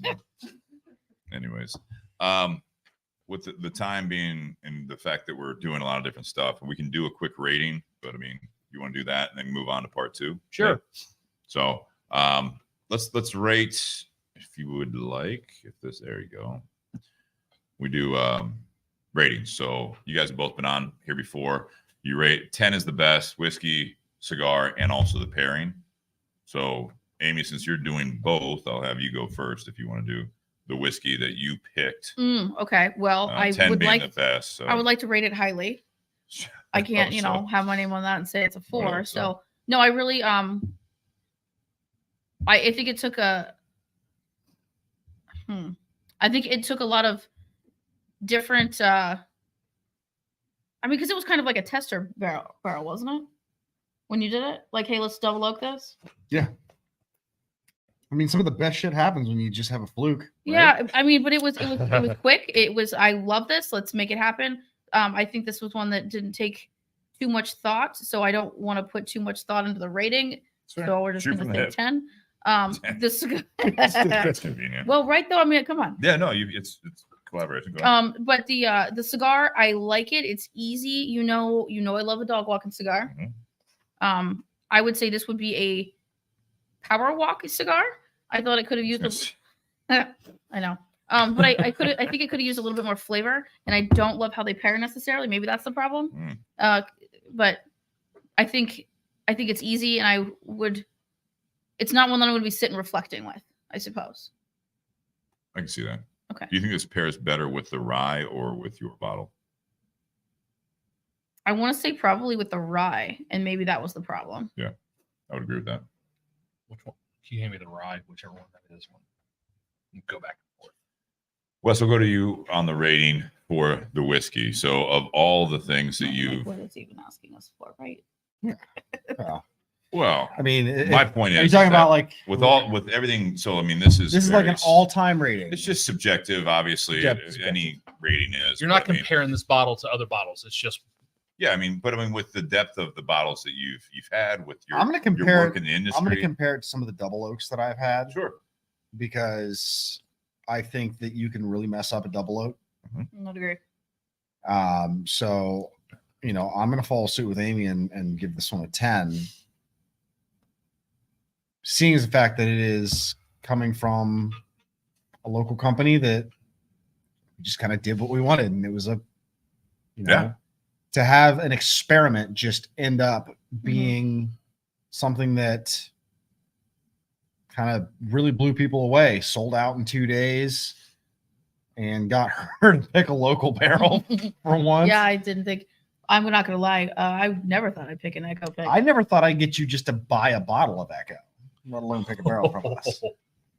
Well, your experiment really worked. I really and both and the my things, barrel proofs work the because both you the things have them. Yeah, both the things that you brought through, I think you guys just kind of really figured out what you're doing, and it took We did a couple years, and that's what I hate about distilling and bottling and aging and all that stuff. It just takes so fucking long. Pairing it with the secondhand smoke of the cigar. You're welcome. I think the cigar for me is going to be like a 2.5 Actually, out of 10, higher than I thought you'd give it. And then the whiskey. Do you have a vape in your hand? Mind your business. That's what I have. It's our show, so it is. But yeah, okay, yes, I do. Yeah. What flavor? Cool mint. Yeah. Okay. Well, all right, go on. How does that pair with the whiskey? Probably goes better with the rye. It goes better. Well, you picked up some mint notes, so that just makes sense, doesn't it? No, Nate Right. picked out the mint notes. I didn't pick up the No, that's It might have been from your vape. Yeah. Right. Secondhand vape. Secondhand vape. Yeah, rewind the Shoot. tape. You'll see Nate hitting the vape. That'll be the day. I die. Nate, how about you? All right. So on the double oak wheat, I'm going to give that one a 9, and I'll give the double oak rye 8.75. Just because I did that, just because I like the double oak wheated one a little bit more. The cigar, very one dimensional. It's a good smoke. It burns well. Doesn't pack a whole lot of punch to it. It's medium body.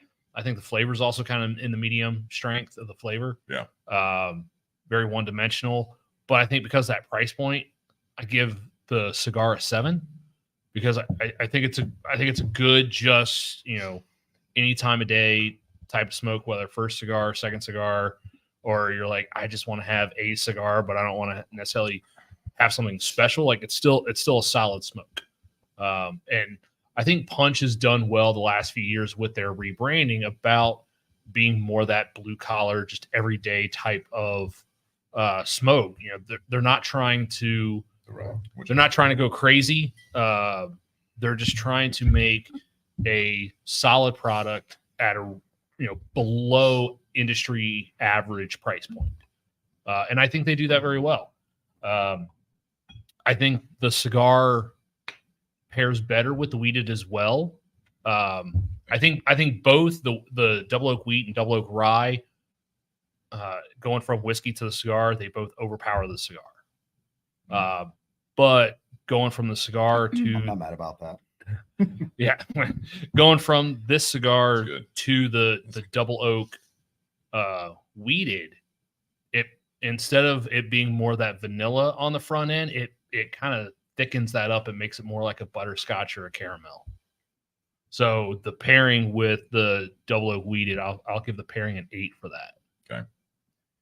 So I'm happy we did this because this is your barrel pick is the one that we tried when Kristen and I stopped by, and then this whole episode was set up.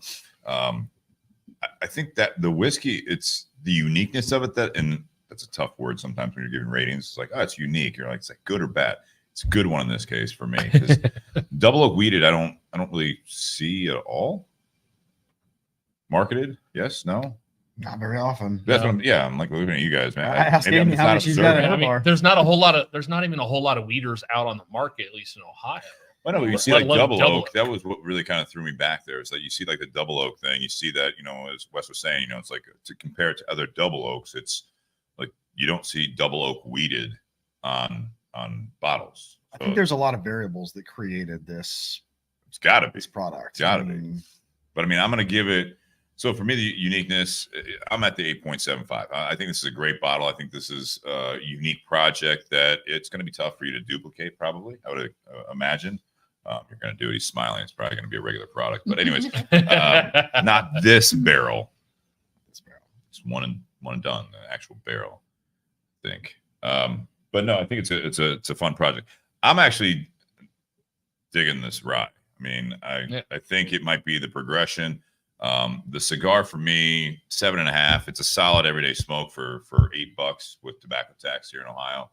I think people that like a little bit bolder flavor, but really are just looking for a nice budget-friendly smoke that you're going to get a consistent experience every time. This is for you. So I mean, it's not going to blow your socks off, but you're getting what you paid for and what you're expecting. I feel like so. I think that's going to be. You guys looking at the comments here? I am trying to figure out how to reply to one. I know. Yeah. Because I mean. That's fantastic. I love it. Yeah. So like, for me, the pairing, I think the cigar goes well with both. I actually, of the two bottles we have sampled from tonight, I think the cigar goes better with the rye. For me. I think probably across the board. Yeah, I think it's just I think it goes better with the rye. The pairing with the feature bottle, which is the McClellan's pick, 7.5. It's not quite there. There's different cigars we could pick for sure. I picked the cigar tonight, even knowing the bottle. I wanted to feature something that is new and something that's going to be featured at the Smoking 10 event for Tinder Box at Easton in Columbus, Ohio, March 16th. So that's why I picked this cigar. And thank you also, also Tinder Box at Easton, but also thank you to General Cigars. They've actually been sending us some of the new products to the podcast, which is fantastic and been very, very nice. So Victoria out there, if you happen to be listening to this, we appreciate the support from General Cigars as well. I want to roll into part 2.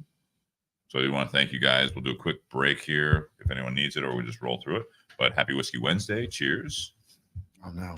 Yeah, empty glass. Hang on. Stand by, everyone. That was a good comment. That was a good comeback, Wes. I'll remind everyone to listen live on Wednesday nights. Cheers. And thank you, both Wes and Amy, for coming by and bringing all these great cheers. Long range. Bottles. Thanks for turning the air on today. You're welcome. I want to make sure you're nice and cool so you can think clearly. Does anyone need a break? Yeah, maybe just a little quick breather. I'm gonna, use the facility. Maybe pop another aspirin. Aspirin, yeah. All right, guys. Long day. We'll leave this live. We'll do a quick intermission, but I do want to roll into part 2 for time constraints here. Okay. So go ahead. Do you want me? I'll get you aspirin. Sorry. You guys talk. I wonder where your aspirin is, Steve. So now you two have to talk. Oh, okay. No. I just fill in. Let's just switch the show up. Just fill right in. You can leave that open. That's fine. Yeah. You got a box fan? Do you want any of this? Okay. Oh, he really meant the outhouse. He's legit going outside, isn't he? Yeah. Nate, you need a hand? You're gonna have a whole different show at the time. Yeah. Just probably one. Yeah, I've just had like a really long day and it just is busy, you know. And thank you. Well, now you want. I'm gonna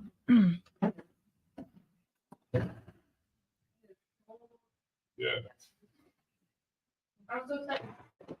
Don't worry about how stories are. It's gonna be great. Yeah, that was yesterday, not today. No. So I don't know. I'll get up. Oh. Feels bad for Tony inside. Poor Tony. Poor Tony. I'll say to everyone out there that's still listening, this rye, I don't know why I like it so much. I mean, it's tasty. This is good. And not to take away from the McClellan's pick, because I do like that, but I don't know why. It's probably a cigar, honestly, is that this is why it's hitting better. Yeah, I actually like this a little more tonight, and I think it is the secondhand cigar. Probably. Kind of giving me a little bit of a boost. It's just, yeah. I don't know if that tobacco, just like the smoke there. That's the thing. I do rather enjoy when I find a whiskey that I get a tobacco note out of. Yeah. But you just, yeah, and I get it. Did you used to smoke? I used to smoke, yeah. Yeah. Hence why I use the douche flute. Right. Because I wasn't ready to quit smoking and gonna have a kid. Yeah. And so it was just kind of, hey, you're stopping. Okay. Yeah. Found this little bad habit to keep my vice.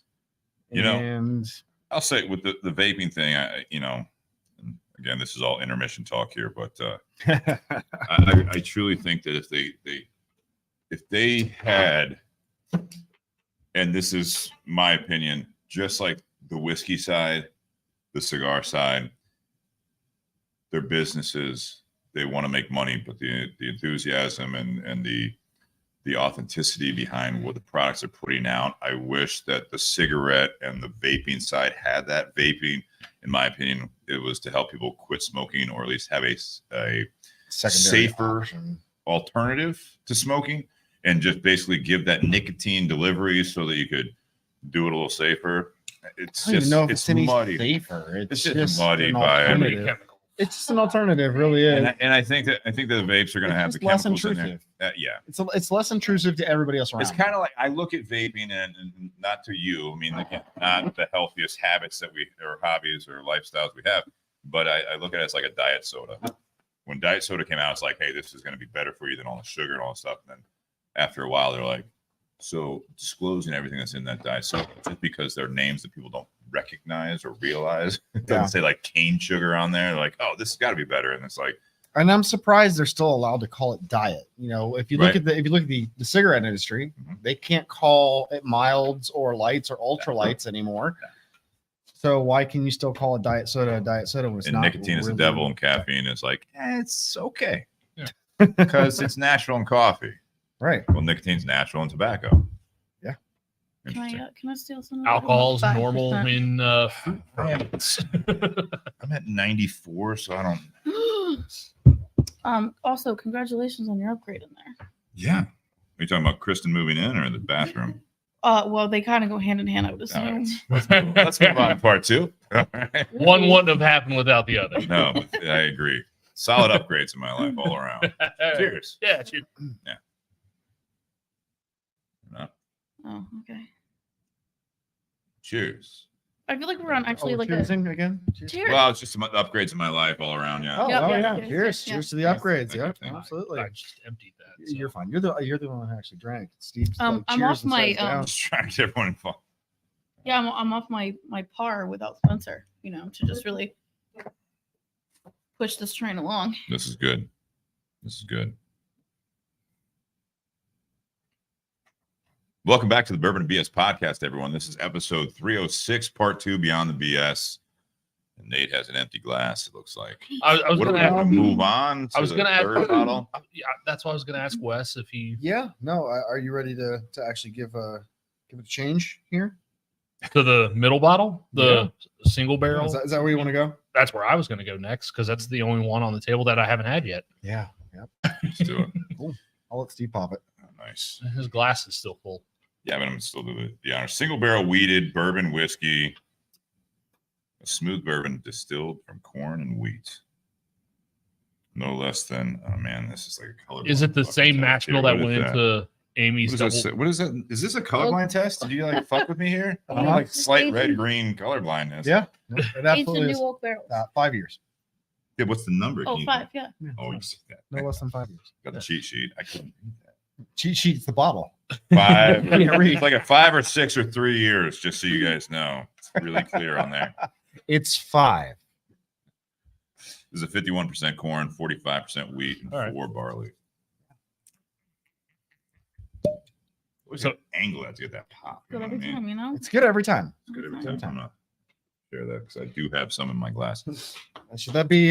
Is Joe still watching? Should that be our new slogan? Echo Spirits. It's good every time. Good every time. You always have to do it on an angle.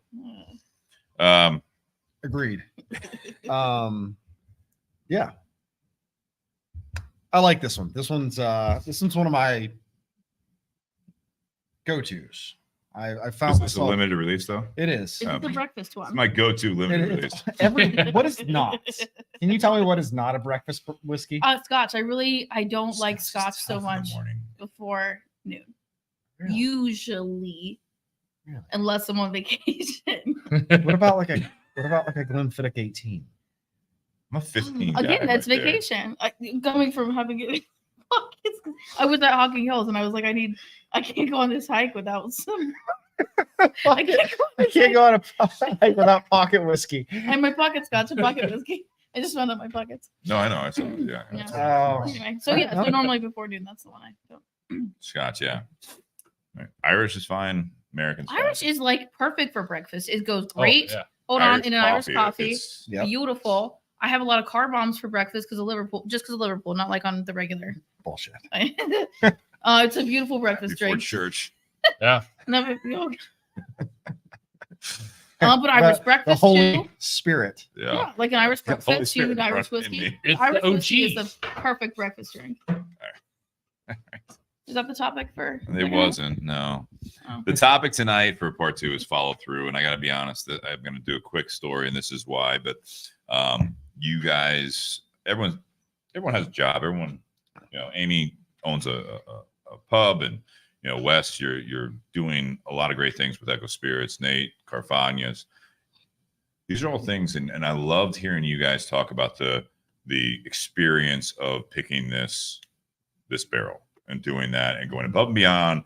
Wes, you're talking about the company you're working with, the Echo Spirits. It's the communication, it's not ease, but the illusion of ease to the outsider, where it's just like, oh yeah, no, because it's enjoyable, because it makes sense.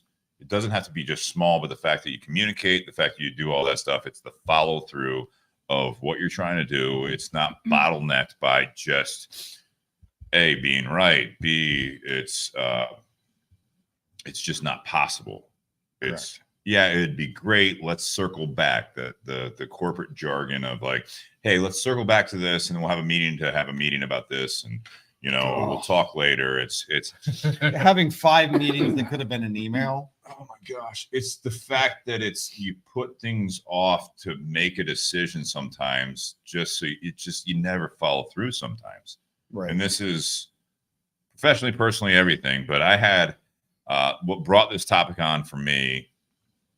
I'll give you more or less the abbreviated version of it, is that we are buying a new washer and dryer, and I bought it from, and I'll say the name because I don't care, because they're not listening. They can't sue me. Probably can. But Best Buy. And I wanted to do like, all right, so they got 24 months, same as cash, at Best Buy. So we'll buy a washer and dryer. We're going on vacation. I was like, yeah, this sounds great. Let's do that. So we buy after looking into all the reviews and everything else. And it was an LG. and it was a not the white model, but it was the black model of it. We're like, yeah, sure, it's all the same price. Kind of looks cool. It's in my basement now, but maybe in the next house it'll be visible. I don't care, and Kristen doesn't really care. But it was like, cool. Let's get the cooler looking washer and dryer if that exists. That's when you know you're an adult. Place the order, right? Yeah, exactly. I'm like, yeah, Man, let's get into The it. cool look. If this washer and dryer were black, I would really be motivated to do laundry. I wasn't trying to get political on that, but no. My point is, so anyways, we buy this on the Best Buy app. I buy it on there, do all this stuff, and it was like, yeah, well, it's going to be a little bit more delayed. It's going to be delivery is available like March 11th. I'm like, cool. A couple days later, it's like it's delayed even further. It'll be available towards the end of March. Now it's April 1st, and I'm like, while the sale's still going on, let's just do the white ones and get it. It'll be here sooner. It seems like, because you go on the app, that this. So when you go on the app, the dryer is like no longer available on Best Buy. It's like out of stock. I'm like, I don't think we're ever getting this stuff. Let's just go into the store. So we go into the store. We're just gonna like look at the one that's on display. We look at the white version of this. We look at some of the other ones, and then the guy comes up. The guy comes up. The guy. He tries talking us into other washers and dryers and different versions of the one we got and all that stuff. I just want to go ahead and get the white ones. So we already did the research. We just want to do that. And he's like, well, you bought it on the app, so I can't really help you with that. I'm like, I don't. So we're in Best Buy. It's Best Buy app. Your shirt says Best Buy. I don't understand why I can't. He's like, well, you bought it on the app. We're separate, kind of like if you bought it in here, we'd be able to like help you out. But you bought it on the app, so you'd have to cancel it, and then I have to sell you the other washer. I'm like, well, when I bought it, you guys had it in stock, but now you don't have it in stock. So it's like, I don't understand. Like, I never got it. And he's like, well, that's not our fault. That's LG's fault. I'm like, well, I didn't buy it from LG. I bought it from you. Everything I said, this guy had like an answer for. And I'm like, I also have it on my Best Buy credit card, which you're going to charge me for. I even like for the first payment before I even get this washer and dryer. We just wanted to get the washer and dryer in the house to wash clothes. So then, long story short, I'll abbreviate this, and where I'm going with this is that I end up canceling the order, but there's a hold on that credit card, so I can't buy it on my limit because it's a Best Buy card. I don't have like a $20,000 Best Buy limit, It's like, so it's a hold on there, and he's like, different tax bracket. yeah, I'm sure you got like a $50,000 Best Buy. Wow, I have a $3,000 Best Buy. I work for a 5-year-old company. My point is that I just wanted a washer and dryer. You sold me one, but you couldn't deliver it, and it's like then you gave me nothing but problems. And then when I said, well, will this fall off? He says, well, I'm not the bank. And I'm like, I don't. Wow. I just want to washer and dryer. Just want to fucking washer and dryer. I'm going to wash my clothes, man. Yeah, it is your fault. And I came in to talk to you. It's not your problem, but it's your corporate problem. And you're not the bank and all this stuff.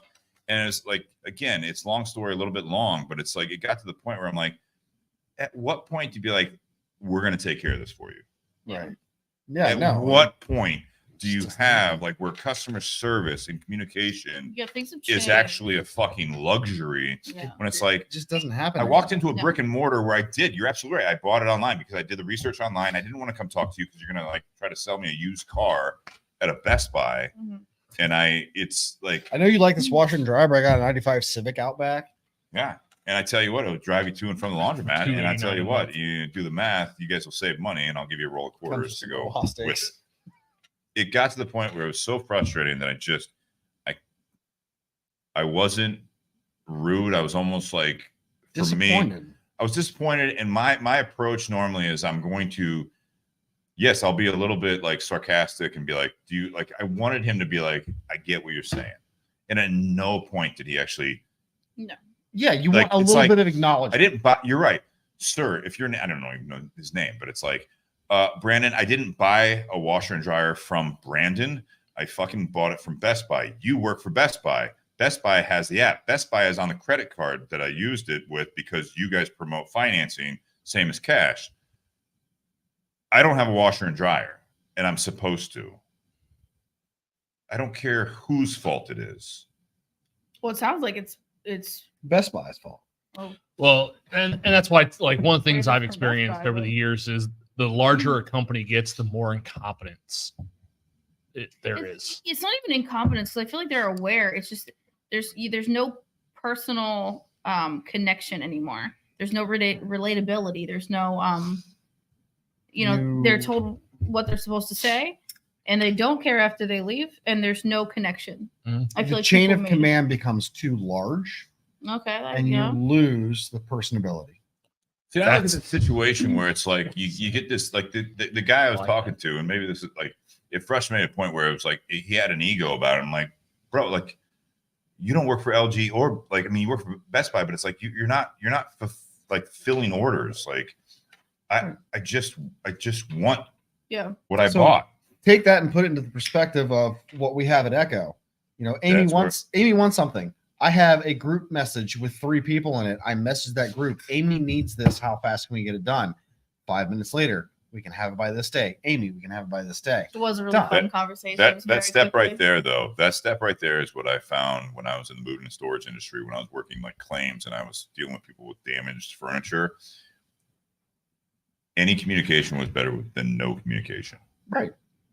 I think too often, a lot of times, it's like you kind of keep them on the hook. But you were like, what you just said was so open. You're just like, yeah, if you're what was the guy's name that was in charge of the projects that does The everything? production, Carl. Yeah, Carl. If Carl said it's going to be 6 weeks, you reply back, it's going to be 6 weeks, and you guys make a decision. Right. It's not this Done. like cloak and dagger, like Yeah. No. keeping Amy on the hook for it. It's like, oh no, I actually texted him on the way home, and before I got home, got an answer. Yeah. Blissful. And it's because, like, look, if a problem's presented to me, I'm not going to look at it as 2 things. I'm not going to look at it as it's not my job. Right. And I'm not going to look at it as, oh, I can't do that. No. If I physically can't do it, or I can't bring it, what else can I do? Yeah. How can where's the compromise? Where's the solution? Where is a resolution? Resolution. Where is a resolution to what has been brought up? Because there is a way to make both parties happy. There always is. There's a way to make both parties, I feel like, happy is aggressive, because if you can't fulfill your side of it, at least you communicate it. It's like make everyone whole to the best of your ability. Right. It's one of those things is like, if you can't, following through with communication is the big part. If you can't follow through with what you originally agreed upon, then you're going to have I haven't done that all night. no, okay? I had to get do it out there, one get out time. there, get out there. I had to do it once. I think where I'm looking to follow through is just completing the conversation. If you can't deliver what you originally promised, then at least Rectify the situation. end it. Don't keep it going. Don't keep saying it's not my fault. It's not your fault. It's like this. My Like, biggest problem, now you're just in this like circle of fucking bullshit. my biggest problem with anything anywhere is it's not my problem or it's not my job. Mhm. Yeah. I hate those 2 sentences. And if I even had a coworker at Echo that was like, that's not my job, Right. bro, we have 20 people on staff. Yeah. It's everybody's job. We are such a small company that we are all invested in this, or we are all not It's invested. 7. Yeah. That to say it, like we do all of it. Yeah. And they all pitch in. Like, So I have a question with like piggybacking off of that then. Does that stem from the person saying not my job, or does that stem from the top saying it's not your job? no, for me, it's the person saying. But I mean, like these companies, like, do you think where does that kind of start from? The top or the person, the individual? it's a good question. I think it depends on the situation. I know I have some stuff at my job where I might get someone come in or someone call up and they've had an issue with something, and it's more for me like, okay, this isn't something. It's not that I'm not responsible for. It's I'm not the decision maker when it comes to that. Mhm. So I'm like, well, like that Are sucks. you going to blow the customer off, or are you going to be No. like, let me help you find the right person to help you with? That's this what I'm situation? going to do. I'm like, okay, you have an issue with this. This is who you need to get in contact with. That's not me. I don't have the ability to make the decision in order to make this right or make you happy. It's also, this is who's in charge of that. And I don't want to do anything that is going to undermine that person, because that person is ultimately the one responsible for that Mhm. part of the department. So I don't want to go out of my way and step on their toes, and maybe I say or do the wrong thing. Now that person and I have a problem with each other. It's like, okay, you have an issue. Great. I'm not the person to solve the issue, but I can tell you who is and put you in contact with them. Yeah. And that's the solution I can offer. Just that simple thing is going to make anybody feel heard. Yeah. Absolutely. Like, okay, somebody cares that I I'm have with an you. issue. I'm with you. So it Like, almost it's not sounds throwing like the you're saying, company though, on the like bus. the larger the company, the The less. more disconnect there is. Yeah, the more disconnect. The smaller the company. And yet I will follow that up with the people that go that extra step of be like, so I'm not the person you need to talk to about that. Like in my situation, the example I'm using, because we were talking about like coming up with topics, like sometimes just shit happens in real life. Like for me, like this is not the end of the world, but this was something that I'm like, I don't understand how this is such a fucking disconnect, and I don't know why this guy had such a he was defending the Best Buy that he was working at. I'm like, dude, It's almost like I'm it has not against nothing you. I'm not against Best Buy. Like to I'm do still with trying to Best Buy. buy. A lot Still of trying to buy a fucking washer and dryer from you. So just like if you have the response, like, you know what, I can't help you with that. Let me get my manager. Let me get so and so. Let's get this figured out today. Those are the people that get Absolutely. fucking promoted. Mhm.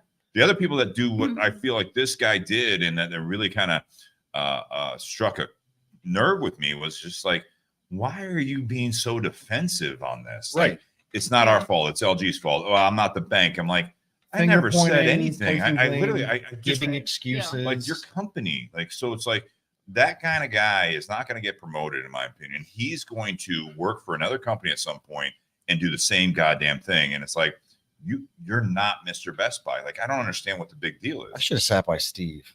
Why? Because cigar. I'll take a puff. Do you want to trade seats? No, it's fine. No. So my thing is even if you're not the person, and what you were asking is, I don't think it is necessarily the size. I think it's the culture of the business. Okay. It's I how think you it's the- frame, and it's the also way how you you're frame brought your up. response. Phrasing your response to somebody can go a long way. You asked me a question earlier, and I could have phrased it completely differently, looked you right in the eyes, and gone, "That's above my pay grade." Yeah. Instead, I was like, "It's a good question that I don't have an answer to." Yeah. Mhm. I think a lot of it too is I don't say lack of training, but I know that everybody's kind of just worn thin. So I know that, and it's not one industry; it's a lot of different industries, and even my industry. Yeah. Where a lot of people, they don't have training. They don't have the training of how to deal with other people, even if they know how to run things, not necessarily work with people, because those are two very different things too. But I think with everybody kind of a little bit thinner than they used to be, they're missing some of that. And it's, there's less managers, there's less workers, there's less quality workers, there's less time and effort into that, because you just want to hire somebody and get them out there. But sometimes you hire somebody, get them out there without the proper training. Well, And that's a lot of different companies that do too. And I also feel like Try with the other bottle there. with the way our culture has gone recently, Mhm. the sense of entitlement that is now in our culture has created this ideal that you have a difficult customer, it's easier to be dismissive. Yes. It's easier to be dismissive too, say on the phone or over, emails. I'm shocked he was like that, in person, I guess. Because how easy is it to do over the phone? So easy. Right. Where if you take a little bit of time and have a little bit of compassion for people, you can figure out a way to not be dismissive, but diffuse the situation, diffuse that angry customer, bring them back down, bring them back to you, and find a way to help them through whatever. I mean, you have a customer that, like, say if you walked in and you were just pissed and you're angry and you're yelling, anger is a secondary emotion. Okay. I like What's that. causing that emotion? You're upset. Mm-hmm. You're sad. You're, disappointed. Dude, you got issues going on at home I can't help you with. Right. Right. That's my big thing. Yeah. That's the follow through. It's like figure out the solution. Even if your solution sometimes is just to get this person out of your day, whether it be a business thing or like a friend or whatever. You're like, all right, I gotta figure this out so that they can like, what can I do to help you? What, it's like, do you want to be mad? All right, I'm gonna let you be mad for a minute. Do you want to like come in? You want to like actually come up with a solution? I'll help you with that. It's conversational, I think. Yeah. I mean, you have situations that arise all the time. And it's all about how you handle them. And I had a situation where I pulled into a Kroger and I was going up and, they have the stop signs, little crosswalks. Sending out? traffic. Okay. Oh my God. Literally stopped with my front wheels on the line. So my bumper probably was a little over into the crosswalk area. And this guy threw his hands up at me and he goes, do you just want to effing kill me? Do you just want to hit me? And like lost it on me. And I like open my door. I get out and I go, I'm really sorry.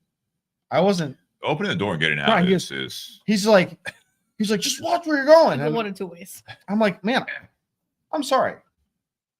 I was not trying to impose on your day. And he was like, well, and he just cussed me out. And I was like, look, be mad at me. It's fine. But think about this. You will probably never see me again. this actually happened in this conversation. Yeah. And he goes, that's fair. He was not prepared for that. And he just walked away. He was not There, prepared. there are a for lot that. of people The that'll fact sit that there he and they'll was- He puff up, had their- things going on at home. Yeah. they'll puff Yeah. up their I'm chest. like, dude, they'll got be the loud. most out. They'll But I puff. was like, just telling him that, I'm like, man, this is a small situation. You will probably never see me again in your Yeah, that's entire what life. I probably had And a as soon as you fucking confront him, upset he all of a girlfriend. sudden was like, He "Oh, was like, shit, you know what, someone's actually challenging me." Who doesn't But have he was that like, girlfriend, right? that's fair. And I'm like, I'm sorry. And he just Great, walked look, off. keep And I'm it like, that way. done. It's blissful, isn't it? Yeah. He didn't punch me in the face. That's a win. I diffused the situation. Huh? Steve's It's good at so that. easy. Yeah. What's that? You're good at diffusing situations. Well, he's also massive. Well, It's a sweater. yeah. Big sweater. Do you guys notice a difference? The last few years, obviously, everyone just kind of went through a lot with the COVID situation. I feel like everyone was I don't know what Making- you're referring to. well, it was a real big thing.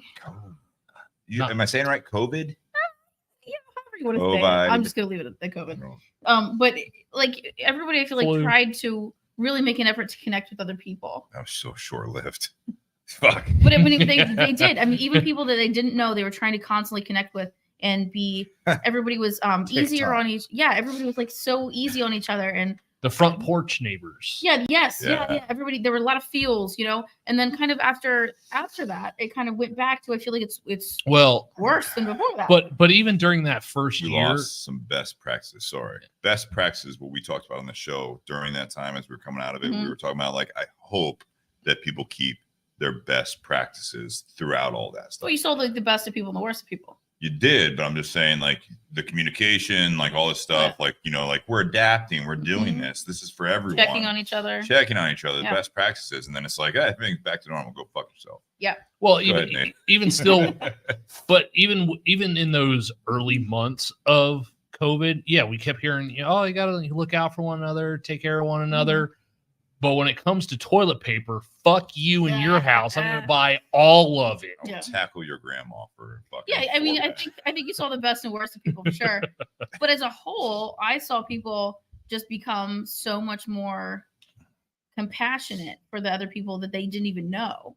And I feel like now that I don't know if they're tired, but it's kind of gone back to this. I don't know. I don't think I acted any different during COVID. I just acted. Well, if like you're getting out of normal. cars to talk to a guy that you're just trying to, like, hey man, I didn't try to hit you, like, Yeah, all it that was stuff, actually pretty nice. and he didn't pull a gun on you, like, I think that was a win for both of you. I mean, most of the times, unless I'm drinking, I have a gun on me, so that's not a good idea. So a shootout, shootout is not like a solution there. It's legal. Yes, it is. I didn't say it wasn't legal. I'm saying that, I've been hopefully- drinking. I do Not not have a best firearm. for the record. For the record. I- No, but honestly, Yeah. it's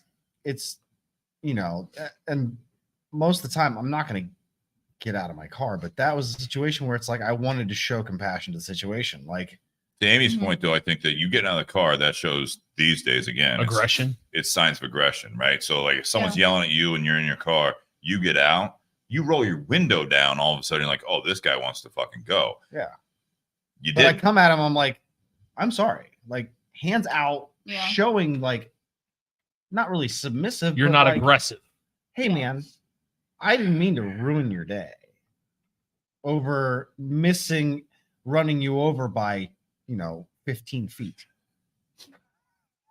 It's like that Austin Powers movie, you know, where he's like in that little cart and the guy's It was like, exactly- no! it was And he's like, exactly Oh, that the scenario. steamroller. Yeah, It was steamroller. exactly that scenario. So then my next question would be, do you think he was just looking for somebody to maybe I think get he too was. close? He had some other issues going on, and that little thing, Yeah.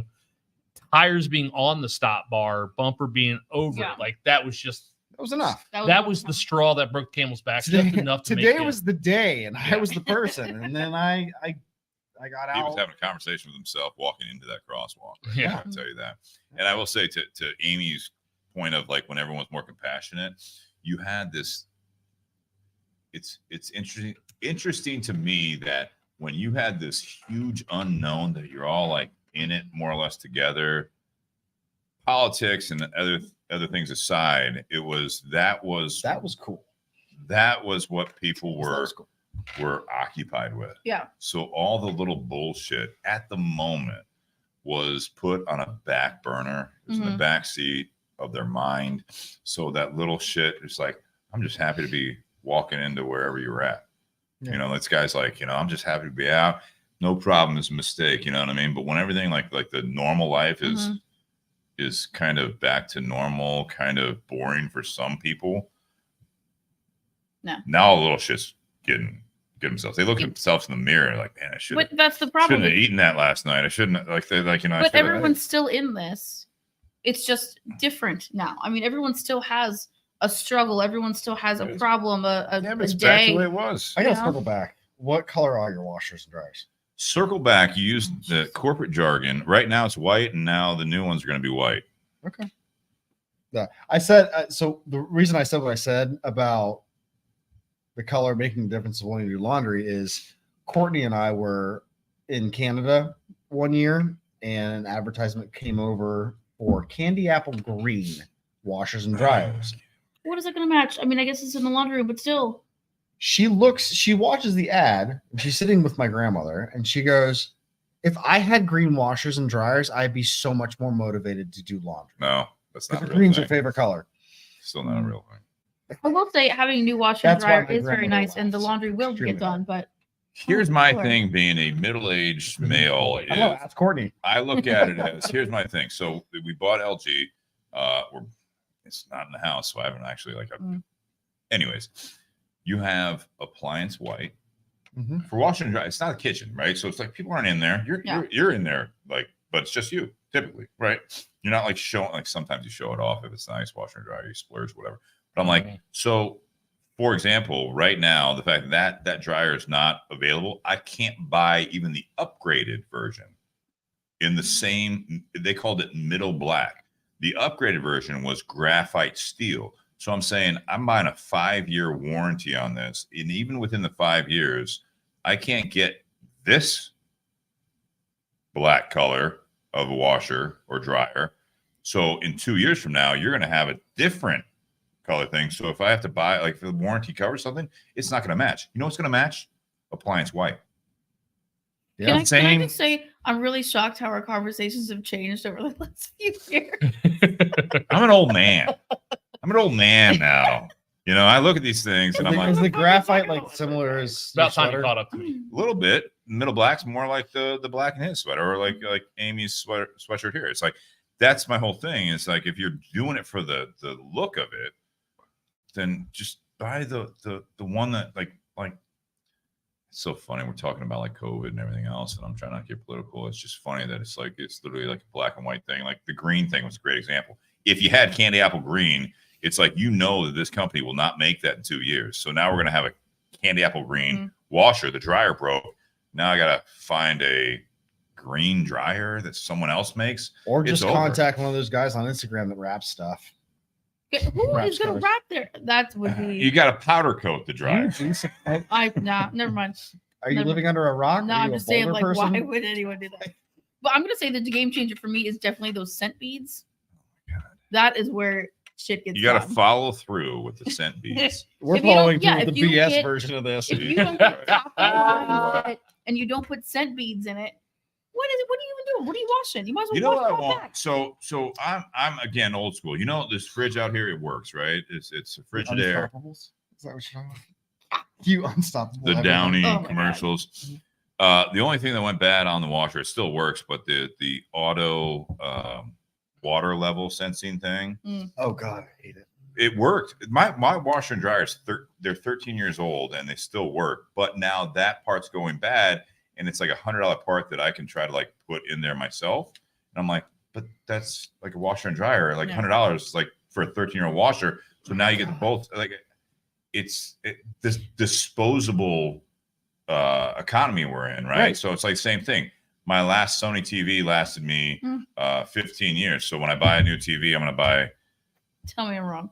No, I know. I know. She's using My washer and dryer are. she's using the shower thing, scent things in there. The place smells great. I'm not gonna lie. I know. My washer and dryer are like Because that's what our Fuck, laundry we're- needs. 4 I've years never old. seen it look so. It's more What's that? chemicals. My washer and dryer are 4 years old. I Yeah. just had to fix the fill valve because the cold side, the valve wasn't working. You're very handy. I've noticed on your Facebook page. I Yeah. am. He works on his I'm a own car. jackass The of all majority my trades. cars, I like Like- that. right? All right, 4 years old. I had to replace the fill valve. Cold side wasn't allowing water to go through. Is it a high efficiency thing? I've learned all Yep, about this. It is high Now you gotta efficiency. drain them every fucking 6 months. Who is all this that. guy? Yeah, Thanks, government. it's BS, right? 2 weeks to fix the stupid thing. Finally works. My parents' washer and dryer, 20 years old. 30, Yeah, I love it. Mhm. runs love it. perfectly. Part of it rusted out. My dad found a replacement part on eBay. Whatever. Isn't that fun? It just- Mustard custard color, like mustard custard color. Oh no, they are We got a appliance fridge white, like that but they growing have up. they like have. It started Go as with appliance white, by the white, way. became the custard color because of cigarette smoke in the house. They don't smoke in the house. My dad doesn't smoke. I'm just But They the could, though. panel where all the gauges are, Yeah. wood grain. So I love good wood Yeah. grain, by the way. Uh-huh. It's a nice veneered wood car. grain. That is some station wagon. You know, shit. my dad's washer. Woody It wagon. was either a washer or his dryer My dad broke. had those. 3 days later, he has a part. It's fixed. It works perfectly. Yeah. Mine breaks. I went through. It took 2 or 3 fill valves to get the right part. Mhm. Even though the box had the right part number on it, Yeah. it was still the wrong part. And I'm like, this is So I'll say this about like to tie this all in the follow through thing. If you're like all the features, all the bells and whistles, when I posted on Facebook, I was like, I was asking survey almost. It was like, because I'm old. So for me, appliances, and I don't know if Ray Chester's still watching, he's gonna bust my balls here, but I'm like, I'm gonna buy American. So I want Whirlpool or Maytag. LG is not American, but now it's at the top of everyone's fucking list. Samsung, do not buy an appliance from them, is what I've heard. yeah, don't, especially the fridge. Yeah, fridges. Every So 2 we bought weeks you got to remove the we sheet bought of ice. LG and all that stuff, but when I posted that, there was like 40 to 50 comments, and just like reviews on those things, it was never buy Maytag, never buy Whirlpool, never buy LG, never buy Samsung. And everyone had the same opinion. And it was like, can you just make a fucking watch? I don't need a digital readout. I don't need, like, Kristen wanted a timer on it. I'm like, that's great and all. That's fine. But I don't need like a touch screen on my washer. You know why? Because a touch screen is going to go bad. Mm. I just want it to wash my clothes and dry them. That's it. I can deal with knobs. You want to throw a timer on there? Cool. Yeah. That's fine. That's as far as I'm going to go with a washer dryer. Because if you're building me a washer as a consumer, what do I want it to do? I Wash want your it, clothes. you want it to Wash my sing to God, you when no. it's done. After it's hit its time, everything is fluffy and smelling good. Sing to me. I don't. Mine goes on for minutes. it's the unstoppables. Let's be honest. It just fills You the got air. the fucking sings me a floral song. bouquet going on. You got fucking this melody. Listen, I'm telling you though, I do the laundry on most of my days off. Like I'm in on the laundry. I'm it's not getting folded. It's not leaving that basket, but I So that's do what you the need. laundry You need like a folder. motherfucker. Oh, he gets so pissed too. He's I like, will just do. have I will- can't even tell you the last time I had. I mean, to do laundry. You got to follow through. I speaking live for alone, myself, so I I- don't fold shit. I Right. gotta I do need my to laundry, follow but- through on that. So I guess we all go back to follow through. I am in. Trying to. I have clean clothes, but I don't follow through because it still sits in that goddamn basket Still clean though. for like months. So I like doing laundry. The only thing I hate folding is t-shirts. Why is that? I don't The know. Short sleeves. Just t-shirts. You don't know long where to do it. You t-shirts- get a folding Oh no, board. I got a great cheater method for folding it t-shirts. doesn't work for me. I don't know why. It's like trying to bake. It just turns into fire. Oh no, Uh, I can show you a hack for folding t-shirts. I underwear, socks, jeans, bed. I can fold a fitted sheet into a perfect square. That was Cannot what fold a shirt, t-shirt, hoodie, sweatshirt, long sleeve shirt. Can't do it. Dude. Went to IKEA, bought a bunch of hangers from IKEA. I hang all of my shirts. I will never fold another one of my shirts. Oh again. no, I'm not hanging a shirt. I'll hang them. Collar gets all fucked up, man. Nope, it's getting hung. I'll deal with a messed up collar. I didn't have to fold it. Okay, so clearly follow through at the house might be one thing. Follow through at workplace might be one thing. What about follow through with like your own personal relationships? How do you feel about that? Well, I'm saying they're getting irritated. I'm just trying to give the people what they Well, I mean, want, okay? in what sense? Because I was gonna go to a different example, but you brought that up. Is Like, there what another sense? appliance you want to talk about? No, not appliances. No, not appliances. I got this Let me talk great. to you about dishwasher. I got We this talked great. about I got this branded- great toaster. It's red and it has Oh, two God damn slots in it. No, it was an Toaster, industry. It was, don't get me vintage. started. it was an Vintage, industry love example that these two are both in. it. All right, go ahead with that. Well, no, like last year. I think part of following through is you can't over promise and under deliver. Well, that's anything, yeah, for Mhm. sure. Because so almost a year ago now, Steve and I took part in a barrel pick with OHLQ, and it was in March of last year, and we kept waiting on that product Yeah. to come to market. And then someone from OHLQ came into Carfagna's, and I was talking with them. I was like, "Hey, when's this stuff going to come out?" And they're like, "Oh," they pull up an email like, "All right, we're still waiting on this to be bottled. They're waiting on this to be bottled." And it's like, okay. And it wasn't until December that 3 of the 8 barrels that we picked came out. The other 5 have never been released. And so I'm sitting there going, okay, did they follow through on those 3 and then couldn't for the other 5? And the state finally got tired of dealing with the back and forth, said, all right, you know what? Screw you. Yeah. We're only going to buy It's these probably 3. LG's fault, if I think about Best Buy. it. God damn. Yeah, but I don't want to. Okay, so I had the last time I was on. Can I have the picture? Yeah. Grab Um, the bottle. Wait, there's a pitcher of whiskey? Wait, water. We'll do the that. last time I was on, I I never touched this. stuff. was Just actually together. talking about a barrel pick that I was gonna collaborate on with Thank a you, sir. neighboring pub. And there was no follow through. I was so excited. I was promoting this barrel pick last time I was Sure. here, and I talked to said person like, "Hey, it should be in like any time, right?" And he literally says to me, "Oh yeah, did you still want to do that? Like we had like picked the barrel and everything, and I'm literally promoting it Follow as through. yeah." So now I don't want to work with that person again. You know, the entire company. I don't really feel. I feel like I work with them. So any of those things, you I kind know of who that is. Huh? I feel like I know who that is. you do, you do. Not my fault. I know it's not your fault. I'm still fucking mad about it. Should be. I still Anyway. remember the barrel pick that you had. You got they shipped you samples, and you're like, taste this. Oh yeah, that's bad. Oh, yeah. I was like, I've do never- not pick Yeah. any of these. No, I didn't. Oh, yeah. ever. Yeah. Yeah. Amy talked about that. Like, oh, all your samples are shit. I don't want Yeah. any of these. I don't want my No. name on any of this. Oh, that's a totally separate pick, but it was with a neighboring So- establishment. That is, again, I think we unfortunately part 2. We unfortunately talk about this a lot. It's communication. It literally is that. Like that's Everything comes out. of that's communication. skating backwards. That's the whole thing. Where it's like, oh, you still want to? Do you still want to do it? Like they're trying to like place ownership on you, and you're like, yeah, the last communication. Even if you like copy the, Yeah. If you have like a paper trail.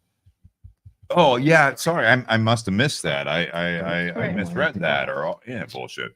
Yeah. So if you don't have that follow through, I mean, there are things that you can forgive and move forward. Without the communication, that's hard to do. Yeah. I think that anytime you have that communication, hey, fucked up. Anybody that I work with, any company, distributor, rep, and I myself too, like, hey, totally drop the ball. Admit Right. Admit it. Admit that there is no then follow through. You fucked up. Then Right. you keep. Yeah, the fact that you moving didn't forward. follow through and then try to make that work. So So that's the deal the breaker game changer. is sorry. You know what a deal breaker is with all this stuff with the follow through and everything else. Like it's going back to the original example / metaphor for everything else. I was talking to my mom today, and she asked about the washer and dryer, and I said, "This is what's going on." And she's like, "Well, I would never shop there again." I said, "I've had good experiences. Right. They fucked up with this. That guy, kind of want to go back in there and What was his name again? talk to him." Where are you going to go, H.H. Greg?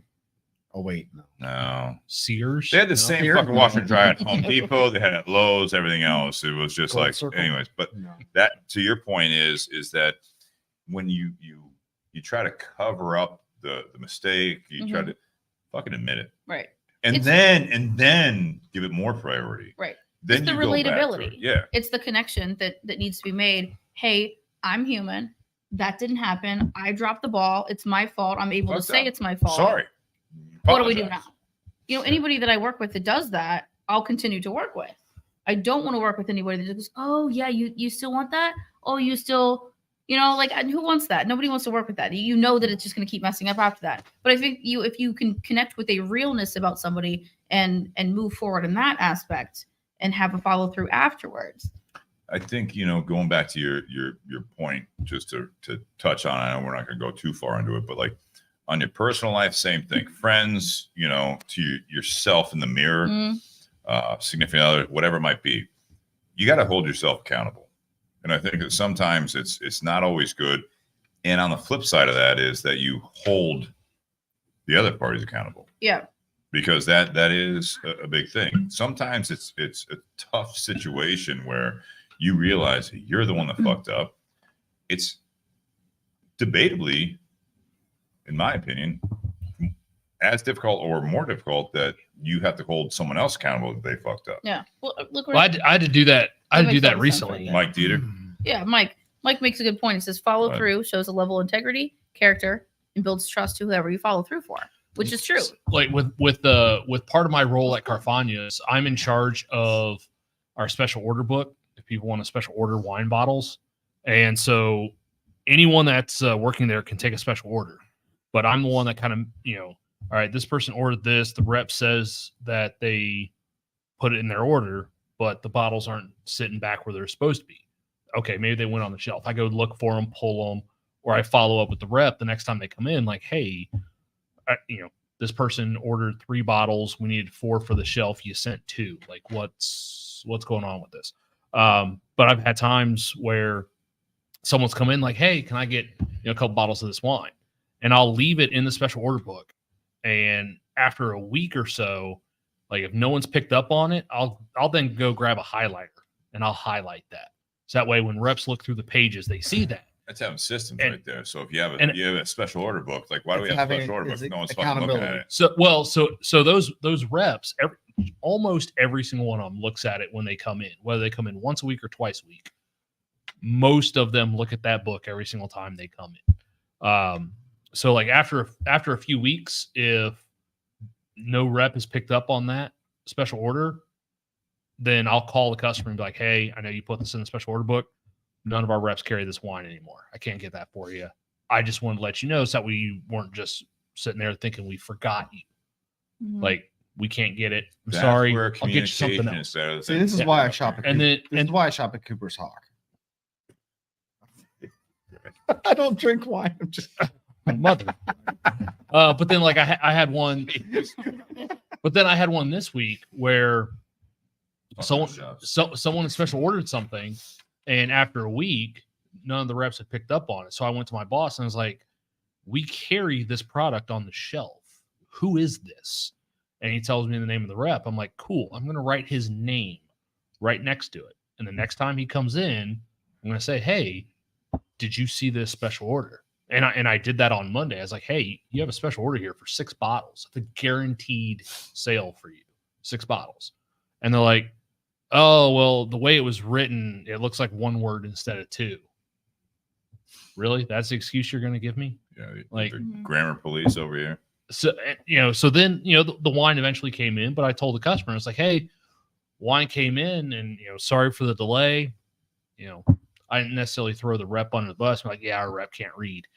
I was just like, hey, You sorry. said that? No, I said I didn't. Okay. I didn't throw the rep under the bus. I heard I didn't throw the rep under the bus. He But can't our rep read. can't read. I thought you said that in the same sentence. But no, it was just like, hey, we finally got this in for you. It's ready for you to pick up whenever you want. But it's that follow through and let the customer know. You don't have to sit there and give. I think some people, if they're too trying to be people pleasers, they'll give too much information. I know I've been guilty of that in the past. Oh, I think that to take it a step further, and we can go into a closing remarks here. It's white lies and trying to be a people pleaser. That becomes your focus. I think sometimes you're trying to dodge the blame. You're trying to please people. Now all of a sudden, you got through that experience, and now you're not trying to solve the problem. You're trying to deflect. You're trying to make them happy right now, and that is professionally. That's personally, like Amos, like it's relationships, it's friends, significant others. It's I got to make them happy at the moment. That's not the greater purpose here. That's not what you're trying to do. If you're trying to make that person or that you're trying to make that person happy in your life, in your business, whatever it might be, you can get them out the door and make them feel good right now with a white lie or a little bit of like a deflection of blame. But it'll come back twice as. Now it's going to, exactly. It's exponentially going to get worse. I dealt with that, and I'll tie this into mine if you want me to. Go ahead. Yeah. Start it off. Yeah. I dealt with that when I used to do door to door with AEP. Doing door to door sales is not the most glamorous thing. It's not the easiest thing to do. No one ever said that. Especially when you're working on commission. Like everyone wants to sit there and do everything they can to try and get that sale because that sale dictates their livelihood and their paycheck.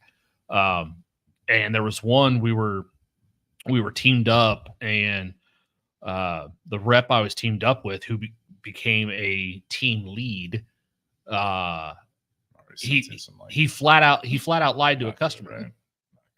He flat out lied to a customer.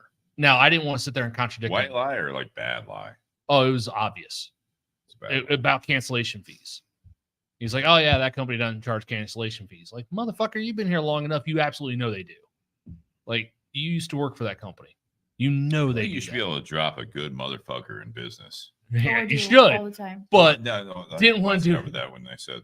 Didn't want to do it in front of the customer. I didn't. He said his kids were watching, so I didn't. No, they're in bed. Oliver tried to run away tonight. It's fine. Oh, Okay. Good. No, but I mean before that.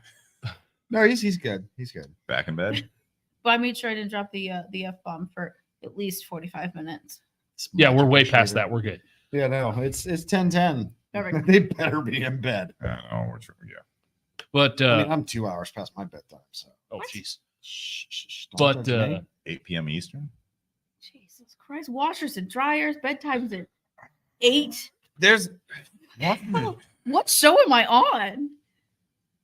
Thanks for tuning Happy in to days. Late Night with Bourbon and BS, Mr. Rogers' Neighborhood. The Quiet Storm. I want to thank everyone Won't you for be my get real neighbor? close to the Keep it microphone. down. It's really nice to really talk everyone into the microphone. Is that Barry White over there? I thank everyone on. Why did you bring everything? It's over 128. That's a problem. It's You now brought the it's highest now proof. it's now 10:10 p.m. I want to thank everyone for tuning in. Back to Nate Hale for the weather report. It's gonna rain. Finish your thought. Thank you for getting. Thank you, Wes. For that. It's raining sideways. People look like ants. We need to Um, turn the camera on, I'm pretty sure. This whiskey's real good. Go ahead. But no, after I needed that. after that teammate lied to that the reason that teammate lied to that customer was trying to get that sale. That was the only reason for it, was trying to get that sale. Yeah, it's always So selfish, so right? that way they get to the next tier of commission payouts. Because in that industry, you made $5 the first 5 sales, you made $15 the next 5, and then you made 25 every sale after that. So obviously, if the more you do, the more money you make. You're trying to save like face, right? So he deliberately lied to the customer, but I didn't want to call him out in front of the customer. Certainly not. So after we left that house, that's when I confronted him. I was like, dude, we deal with that company all the time. We know that. And he just goes, well, it's the customer's responsibility to know that. I'm like, it's also your responsibility to not Feels like me and Best Buy. to not lie to not outright lie to the customer. And sure enough, a month later, he was on our supply and then got a cancellation fee from his previous supplier. And he's calling in customer service like, dude, what the hell? This sales rep completely lied to me. And I got called into, my manager's office because I was out there Well, that's working part with of that follow person through that day. too. Is whose responsibility is it to follow through? There's both parties. Right. Well, no, I mean, not I in mean- your situation, just with everything. Like, Yeah.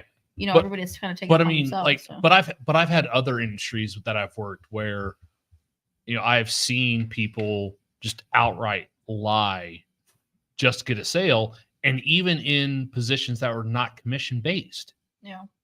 Like if you have to lie to a customer to make a sale to the company and you don't get any benefit from it, like what's the purpose? It was like Ray's comment earlier about like my story about like it's not Best Buy's fault or it's LG's fault. It's like no, I didn't like it. Stop. Like let's not do this. You're defending your company. I get you're walking the company line here, but to what extent? Like why would you do that? Like white lies build up. Like you can't do that. Like don't manipulate people. It's one thing just to save because someone like I get the whole thing. Don't bite the hand that feeds you, right? I get that. Mm-hmm.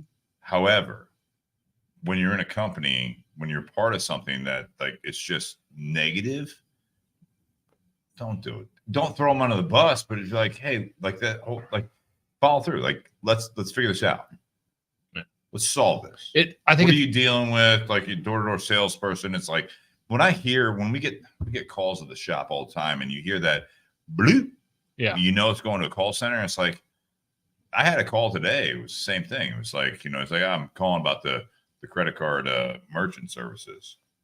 And I'm like, oh, we just switched machines through the company we work with. And I'm like, oh, are you with the company? I didn't like say the company. I was like, are you with the company? He's like, we're a broker for this. I'm like, all right. You sounded nice. I got a little, believe it or not, I got a little soft spot for someone like that. I'm like, are you with the company that we're working with? He's like, no, but I just, we are able to help you out with merchant services. I'm like, so we just switched over. Like, we're good. We don't want to switch over again. He's like, oh, I understand. I'm like, I don't want you to sell me right now. We're slow as shop. I'm like, I'll give him a little bit of rope. You'll be kind, courteous, professional. Same thing with the fucking Best Buy guy. Just. But if you keep pouring it on, that's when just tell me patience ends. And he's like, oh, these are recorded. I'm like, all right, I already know that you're gonna get fired if you do this. So I'm like, I ended up hanging up with the guy. I'm just like, I try to give you just a little bit of rope. You're like, do you work with do you know who you're contacted? No, but can I talk to the person that's in charge of this? Are you authorized? I didn't even say like, yes, I'm authorized. I'm like, yeah. I said it like that. Yeah. He's like, okay, can I talk to you about this? Yeah. Are you with that company? Do you know what company we're with? He's like, no, I don't. Click. Just be honest. Like, bro, like, just do your job. Like, no, I'm not, but I can help you. I'll listen. I'll give you 30 more seconds. I'm not with that company, but this is my job. Put that in a script on the call centers. Put it in a script. I'm not with the company you're with. This is my job, and I just need to talk to you about this, and I might be able to offer you something more if you can give me give me your elevator pitch. If I was and I'm not. There's a reason I'm probably not with one of these companies. But if I was with one of these companies, they make a lot of money, I'm sure. But like, if I was with one of these, drop an F-bomb in there. Give me some credibility that you're just a person out there. You're right. I'm not fucking with one of those companies. I'm doing my job. So this is all I want to Connecting have. again. It's connecting. This is all I to want. each This is other. all I want to do. Like, so you have merchant, like you guys run credit cards, right? So I'm just trying to do my job. Mhm. I just want you throw an accent in there if you want to. You know what I mean? No, that's Don't be into. Funny you say the F-bomb thing. I love that. I love The using F-bomb? I love using the F-bomb. So In general, or for work? I was- like, is this a in general, tool? and as a tool, as a resource, I mean, it is the most versatile word Mm, in our language. Absolutely. So I was tasked with rewriting the tour script for Echo Spirits. How many F-bombs did you put? Did you put F-bombs in? So I rewrote the entire tour script. A lot of it I ran through Chat GPT. These are fucking storage. Or I ran through These are AI. fucking bottles. These What are accent is fucking- that? So I Usually ran don't use accents, I ran but a you lot of started it through doing AI, and then I went back through and kind of rewrote Uh, over AI and what it did, and like I wanted to consolidate some of it because it was a lot. It was really wordy, but I also wanted to make it learnable.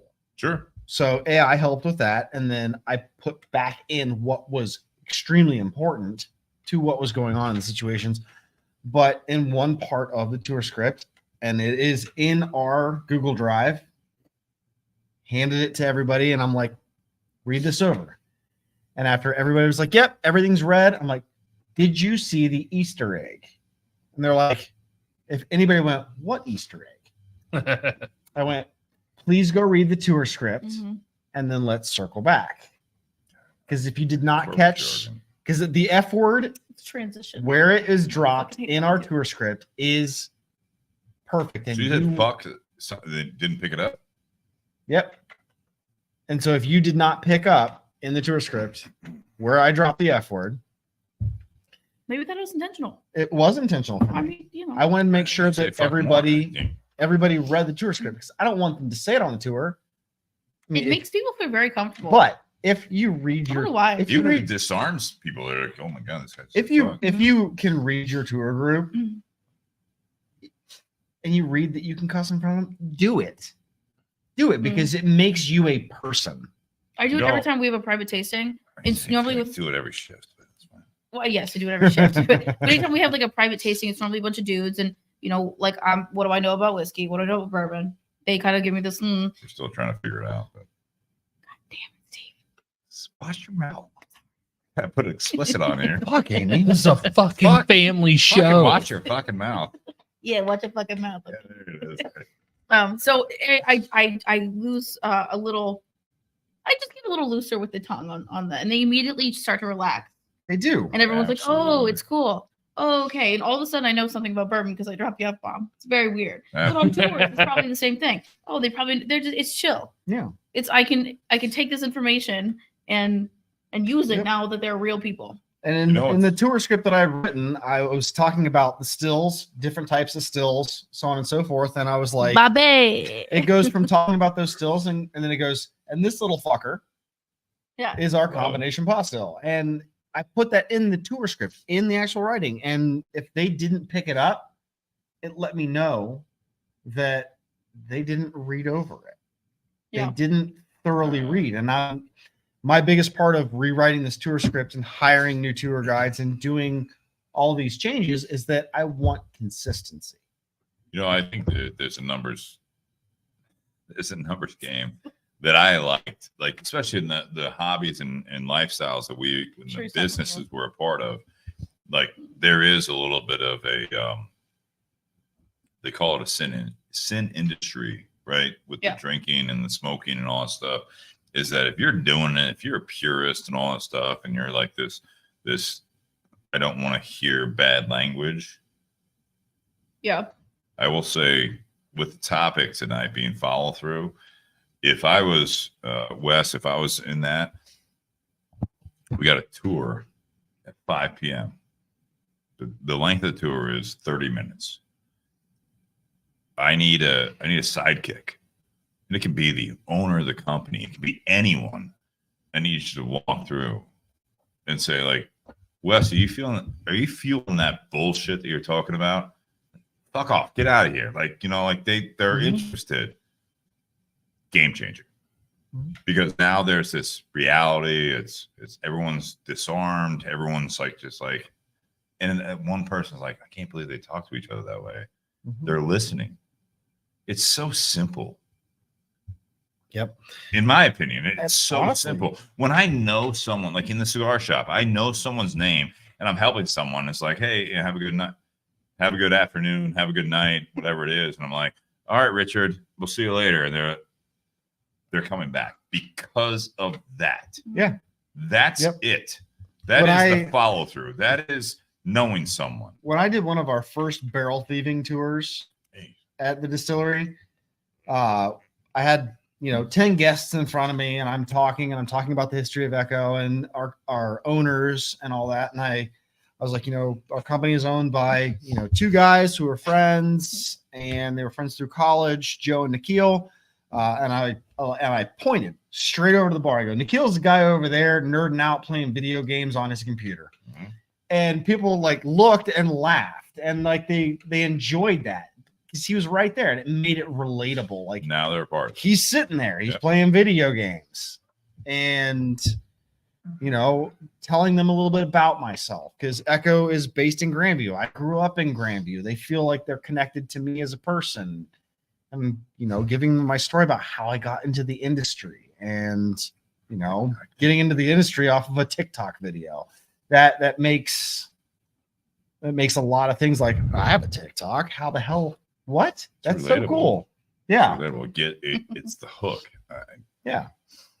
For me, it's a lot going on here. I don't know. A lot going on in the comments. I love that. Share it, like it, review it. Put that comment back up there. Oh, it's already up there. Bobby, we've been waiting on you for like hours now. You're late. He's in Philly. He's in Philly. Not here. He's a busy guy. He's a busy He's guy. a busy guy. Okay. Damn it, Wesley. It is Damn it, Wesley. almost. I'll 2.5 turn it to hours. you two. That's my bedtime. I know. We had a time limit. We blew by it. This is what we do on this show. For me, the follow through is just being genuine. Yep, absolutely. I Couldn't agree more. Do what you say you're going to do, there. which I've struggled with. Everyone struggles Everyone with has. it. Everyone There's the corporate side of it. You email. This doesn't exist anymore. Back when I was doing corporate emails, it was a NRN. You signed off on your email. No reply necessary. And I feel like we should do it more in life. If you're asking something of someone that is very straightforward, NRN. No reply necessary. I don't need to know why you didn't do it. I don't know why. None of it. Same if you ask me of something. Yep, got it. NRN. You asked me to do something, I'm going to do it based on my position. Yep. Personal relationships. Sometimes I think we need an NRN on a personal relationship. Lord knows that I have not followed through. On Well, that. we've all had the shortcomings over the years on that. And that's why it's just people being themselves. You think it's like, they ask that, they're not that serious, or I take it seriously and then I'll follow through. It's the follow through is jobs, personal relationships, hobbies, everything.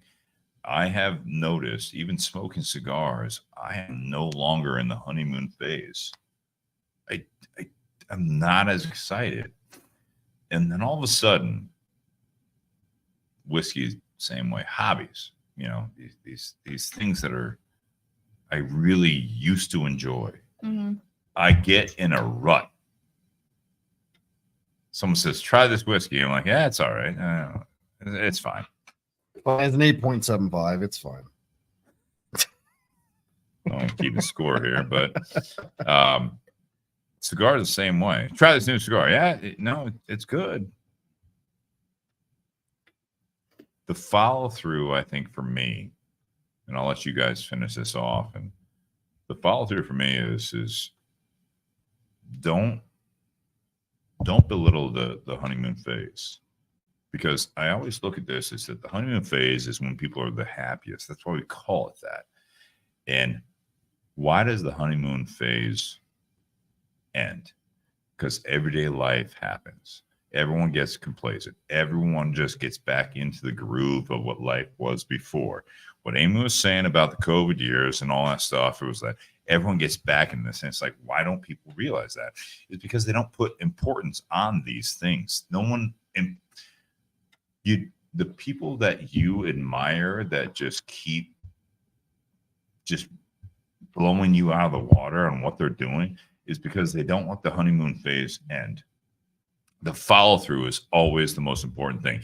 You do what you say you're going to do. If you say you're going to call that person, if you say you're going to follow up on that sale, if you say you're going to call the person that's going to mow your lawn, whatever it might be, it's big and little. Anything that you do, I'm going to wash my car, and your car is still dirty. Like, just do it. Your character is flawed at that point if you don't do it, and no one wants to be around you, and you already know that you are flawed because you did not follow through what you said to yourself. I feel like the character is flawed too when you don't take some kind of compassion. There's Or- always compassion. Well, for a non-follow through, as long as they continue to be honest about the lack of follow through. If you say you're going to eat better or work out on Monday morning, next Monday, just follow through. Right. If you're going to get a good night's sleep, you do that. If you do what you say you're going to do, everyone will respect you. And most importantly, you'll respect yourself because you did what you said you did. Right. That's it. I think that there's so much importance on that. There's best practices there, is that if you do what you say you're going to do, the most important person that's going to respect you is yourself, because you wake up, and even if people around you don't agree with what you did what you said you were going to do. Right. And now you got a new base of confidence. Well, following up with that, I would say we all did exactly what we said we were going to do, which was drink all this fucking whiskey. Yep. I think my closing remark to our BS part of this Bourbon and BS podcast would definitely be failure is something to embrace. If you're not always able to follow through, That's that honesty, though. do not be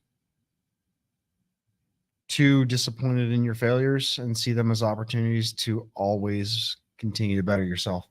Embrace it, right? As hard as it may be to admit your faults, admit your wrongs, and own up to the mistakes you've made, there's always more you can do, and there's always ways you can Yeah. do better. I think people will have more respect for you if you own up to your failures 100%. versus you pushing them off onto other people saying, "Oh, it wasn't my fault." I would You'll agree with have that. more respect for yourself Yes. too. Yeah. And you round us out here. Just take us home. All right. Well, I'm going to quote the great Andemic. Oh, Uber, have fun. be have safe. fun, and be safe. Cheers, guys. Thanks for watching. Happy Whiskey Wednesday. Cheers. I'm back to water. Sorry. It's all right. It's all right. Hey, Cheers. we're gonna have an awkward moment because I gotta turn the mouse back on. Oh, good.